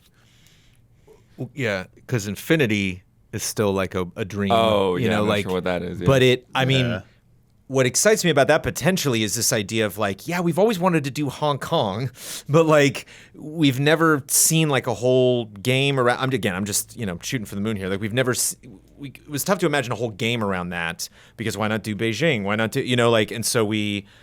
What if we do a lot of tiny cities, but add something that's like $10, that you can just play a short campaign, and so it's not like, God, they keep banging out DLC I don't care about for this world I'm already done with, as opposed to like, what if we just do little tiny installments, and then every now and then you get a big old 100-hour Assassin's Creed campaign, but like, what if we just do a little well, if we just go back to some of the places from Assassin's Creed 1 and 2, if we go back to Venice, the Holy Land, but not like have to spend a huge AAA budget's worth on like what could not work or could not find an audience. I'd take like a full blown remake of like 1 or 2, maybe like the best of the old school style controls, like update it so it's like 1.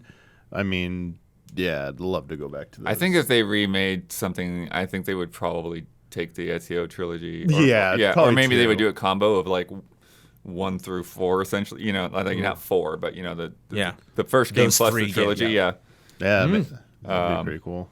Because I could see the Ezio trilogy, being reworked to be just a giant map where all of that stuff that would happens. be. That's what I'm thinking. Yeah, if they did Ezio's, it's like take all that and put it into like one game, and like wow. Because it was always the question was, what city are they going to do, and now it's like, what country are they going to do? Like a city's not enough. Yeah. And so that's why I think I see Infinity as being like, oh, we're going back to all these cities and telling a new story. But yeah, in terms of Megan's question, I'm pretty split, because it's, on the one hand, obviously, the change they made worked because, the latest game is the Valhalla is the biggest the franchise has ever been.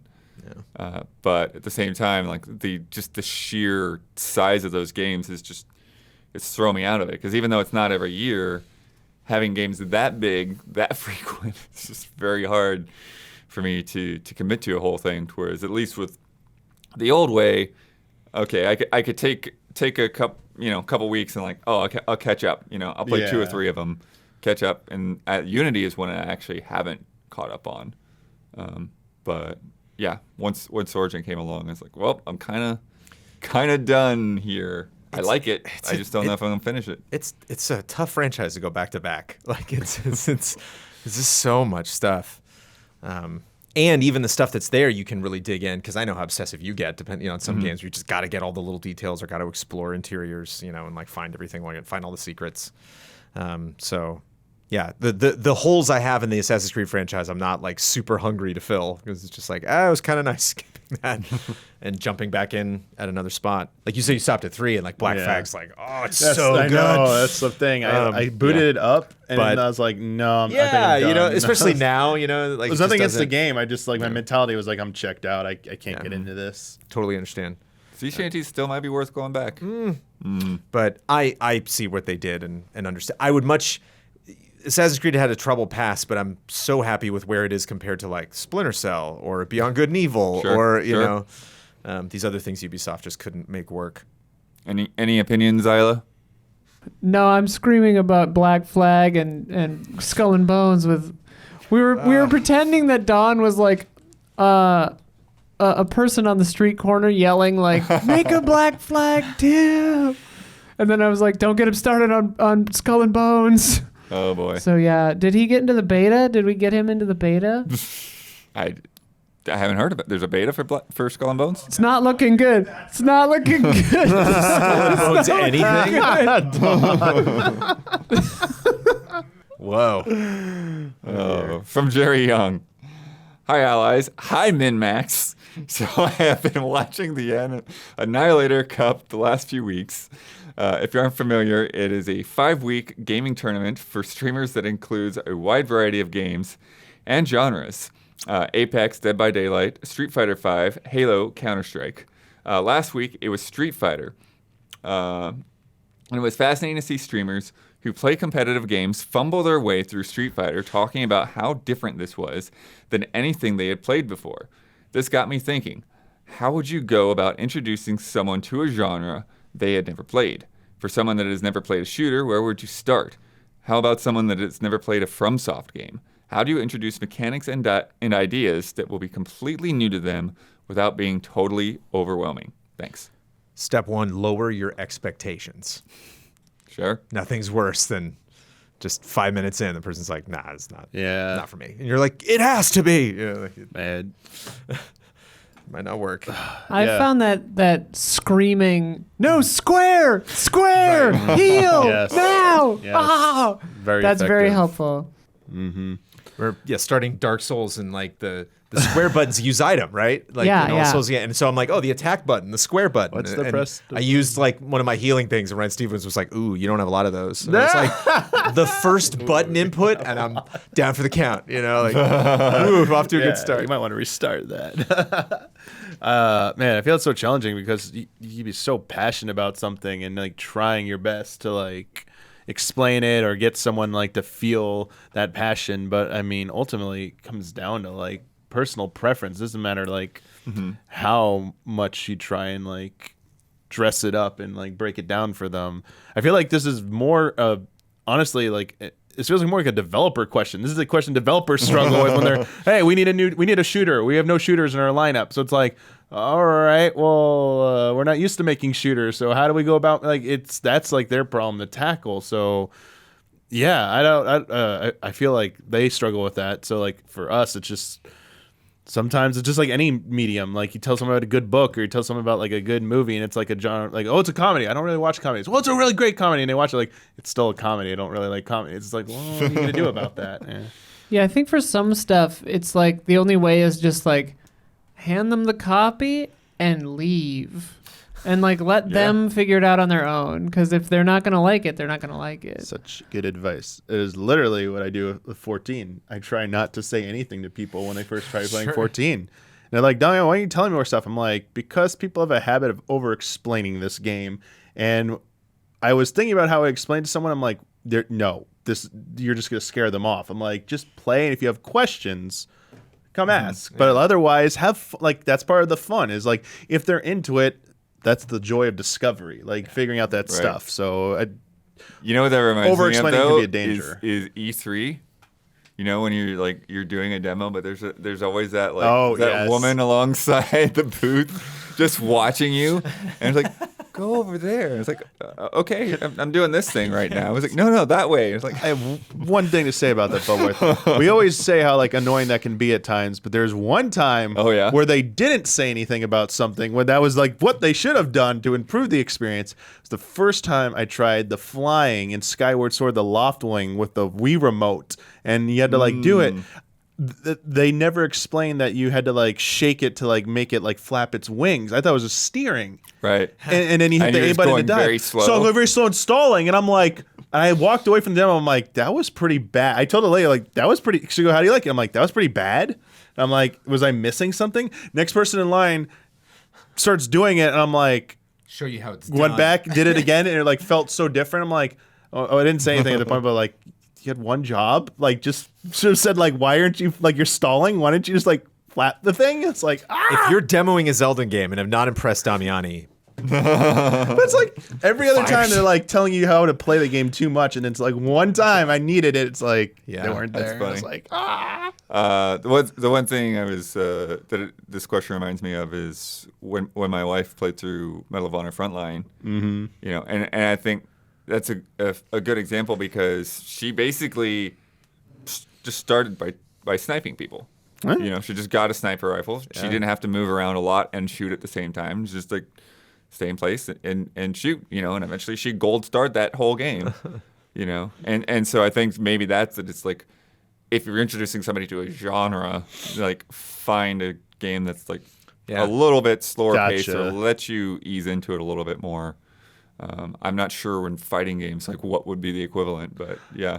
Any fighting game that probably doesn't have high amount of directional inputs would be a good place to start because a lot of games don't have that in any other genre. It's mostly like, even in like character action games, it's like it's a combination of just like button presses, but you're not like having to make like directional movement like quarter circle, half circle, like dragon punch motion. It's like, wait, what is like that has to be like, and doing it on reaction is going to be like, wait, what is this? It's like one of the only games like genres that has stuff like that. It's like insane. If you added that to like any other kind of like even a competitive level game, like how many people just like freak out like, wait, my MOBA, I gotta do like quarter circles and stuff. Like, wait, what? Like this doesn't work. I think you should just only say super technical terms to people like tech cancel. Roman cancel. Yeah, tech cancel Just on wake up. frame Tech trap. cancel on wake up. Frame trap. Also, like And never explain it. I've heard a lot of stories on social media and talked to friends that just like didn't quit while they were ahead, where they're like, because this issue comes up with spouses a lot in relationships, where you're like, oh, I'm just kind of frustrated about you know my spouse playing this game. And it's like, what's the problem? And it's like, are you playing the game too? Like, yeah. Like, and it's a game you like? Like, yeah, and she's playing it. And it's like, okay, that's great. What? And it's like, well, I don't like the way she's playing it. It's like, dude, you are so lucky you have no idea that they're playing it. You know, like you can't have an idea about what they should do or how they should experience it. Like, if you get that far, like that's already you're doing a lot better than most people do. You know, a lot of people who play games and love games, like no, their parents, their brother, their sister, no one, like it's just them. You know, so like, if you can get at least sucker at least one person into it. Yeah. Let's play a game. Yes. From Ian. Hello, allies. I have a game for you this week. Bye. I went on to Steam. Whoa. We're on Mysterious Monsters rack there. Okay. I went on the Steam review pages for a few popular games and sorted them by funny. I have provided some of the reviews I found, along with whether the review is positive or negative. Your task is to guess which game each review is for. Guessing another game in the series is close enough. And these are pretty short little quotes, so they don't put a whole review here or anything. All right, so this is a positive review. You drive some cars, listen to Kendrick on the radio, and punch people for $3. 10 out of 10. What's the game? Punch people. You get $3 from punching them, or the game costs $3? Because I Kendrick think on you the punch radio, people for $3. You get Kendrick on the radio would have to be like GTA, right? Who else Oh, yeah. licensed Kendrick? Punch people. Yeah, GTA Online, probably. Yeah, it's GTA 5. Yeah. Just GTA 5 in general, yeah. Isla got there first. Woohoo. All those times punching people, I didn't know how much I was making. Yeah. A negative review. The only thing you'll see on the horizon is a crash to desktop. The first Horizon. Yeah. Is that when that Or came? Zero. Skyrim, because Dawn? they talked about like draw distance and mountains and stuff. Forza Horizon 5. Oh. That's definitely a capital H Horizon. Yeah. Positive. You can't blame them. They did release the game 57 years early. Cyberpunk. Cyberpunk. I like Isla. it. With the speed. Excellent. I was like doing the math. I was like, Positive. I stole someone's banana and got shot to death. PUBG. Yeah, my friend Pedro. maybe Fortnite. That's a good guess. That's a good any guess. Of the Elder Scrollses? Because that's very item focused. Sea of Thieves. Sea Oh! of Thieves. And shot Dude, I yeah. need to jump back into the Sea of Thieves. I miss it. We got to finish that. Yeah. That should more than Silent Hill. We got to finish that Pirates thing. Yeah. Negative. Nice try, Todd. Skyrim. VR. You're Or just so re-release? close. Just You're the re-release? So close. The special edition. Oh, Fallout 76? Fallout Oh, yes. She's not my mother, Todd. Positive. Wow. I finally got to use a Luigi board. Luigi. Luigi's Mansion 3. No, Yeah, wait, no, it's for For Steam. Steam. Luigi board. I mean, it's like an Ouija. I mean, I guess Phasmophobia. Yeah, that. I think Isla. Damiani was But close Isla enough. He said it first. said it wrong. No, Yep, give it to got it, Damiani. yeah. Damiani. I think it's Damiani. Yeah, Phasmophobia. And last one, positive. This game is great, not just for the men, but for the women and children too. Wait, that's a line. That's got to be a line from the game. It's not Raw It's Man. not just the, oh, wait. No, is that Skywalker Saga? Or is that like Clone Wars? I think it's close enough. Lego Star Wars. Yeah, Okay. because he killed the women and children too. Good. The how the Skywalker Saga handles like extreme violence is so funny. Really? Yeah, there's a lot of characters that like die and then like they'll walk out of frame, kind of like the G.I. Joe where you'll see the person like come out of the water after falling out of the helicopter. It's like they're fine. There's a lot of like that person like waking up. I was just dazed, like oh. All right. Thank you for that game, Ian. Isla won. It's time for bets.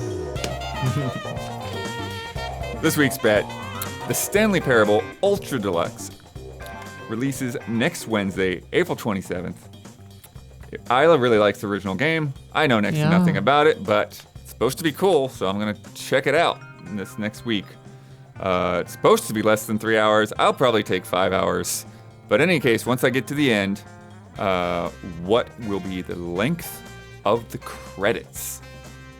Brandon Jones.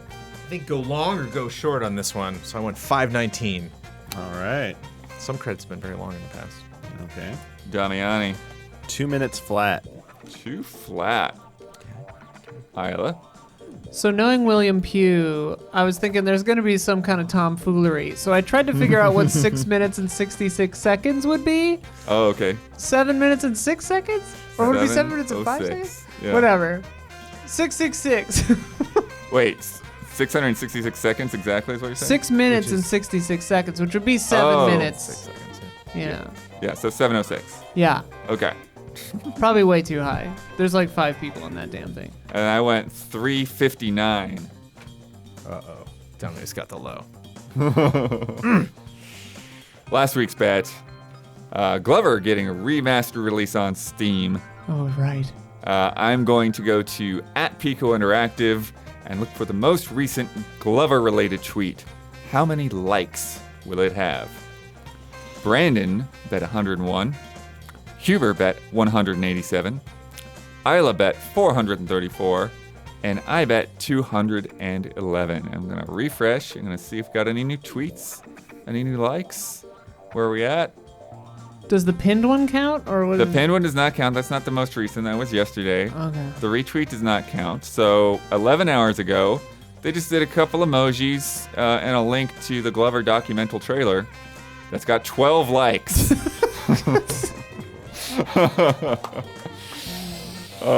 So that's the low is Brandon Jones. Yep. Brandon, you are the winner. Yes. Yes. Bringing the scores to Massive Chubbs 7, Splish. Melodorous Sea Lions 6. Getting those wins for your team. You're welcome. Thank you. Jones, you traitor. I know. Feels good. Doing the different sounds, getting wins. Yeah. I'm a free agent on these bets teams. Jones, you know what? New era. Jones, you know what? Do the for the switcher snakes too.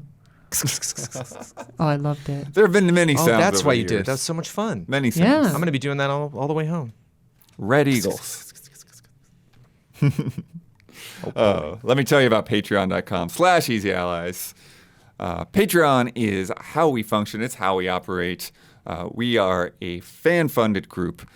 So if you like what you see on this podcast, if you like our reviews, if you like our previews and impressions, which there have been a lot of cool things come out lately, or any of our other shows, then that is possible because of people who go over there to Patreon and put in the cash and pay for the bills for everyone to see it. And if you are a patron, you get all kinds of different perks at different levels.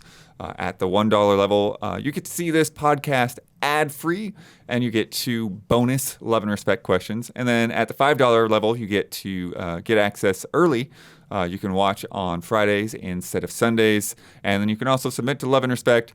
And there's a lot of other little perks that are out there. And then at the very top of our tiers, we have people that we give shout-outs to. So the $250, $500, and $1,000 tiers. And this month, our shout-outs go to Java Wobbs, Elthanis, Greg the Dark Knight Kettering, Caleb Togi Crawford, Nick, Raymond Wheeler III, Zatwan Doot, and Anna Croth. Shout out. Shout out. Brandon, you get to promote any Easy Allies video you'd like to promote. You get the final word on anything that you would like to reiterate, anything you disagreed with, anything that's popped in your head right now. And you get to sign off with your trademark sign-off. Thank you, Daniel Bloodworth. Always make a point to watch every new episode of Mysterious Monsters. Definitely go check out the last one, but that is not an easy show to produce. Not a show that we had to say goodbye to for a while because we could be here at the studio. It was difficult to bring guests in, have many people in a space to produce an episode. But Isla obviously works hard on that show. Shout out to Michael Huber, who does a very good job.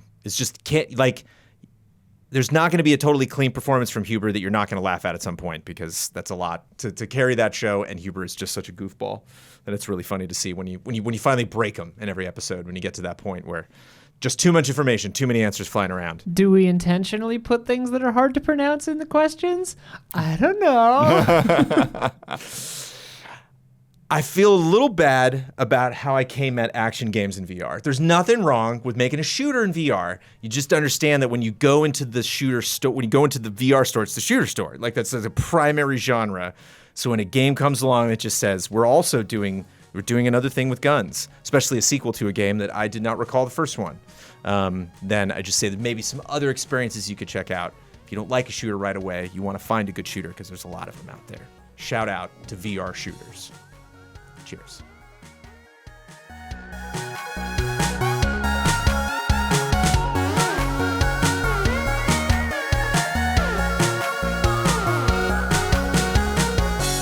Where you dropping? Cues the ad. Whoa, why don't you drop here over to like McDonald's for a Happy Meal? Like Dropping a Taco Bell Oh my from God. Baja Taco Bell Blast. for a Mountain Dew Baja Blast.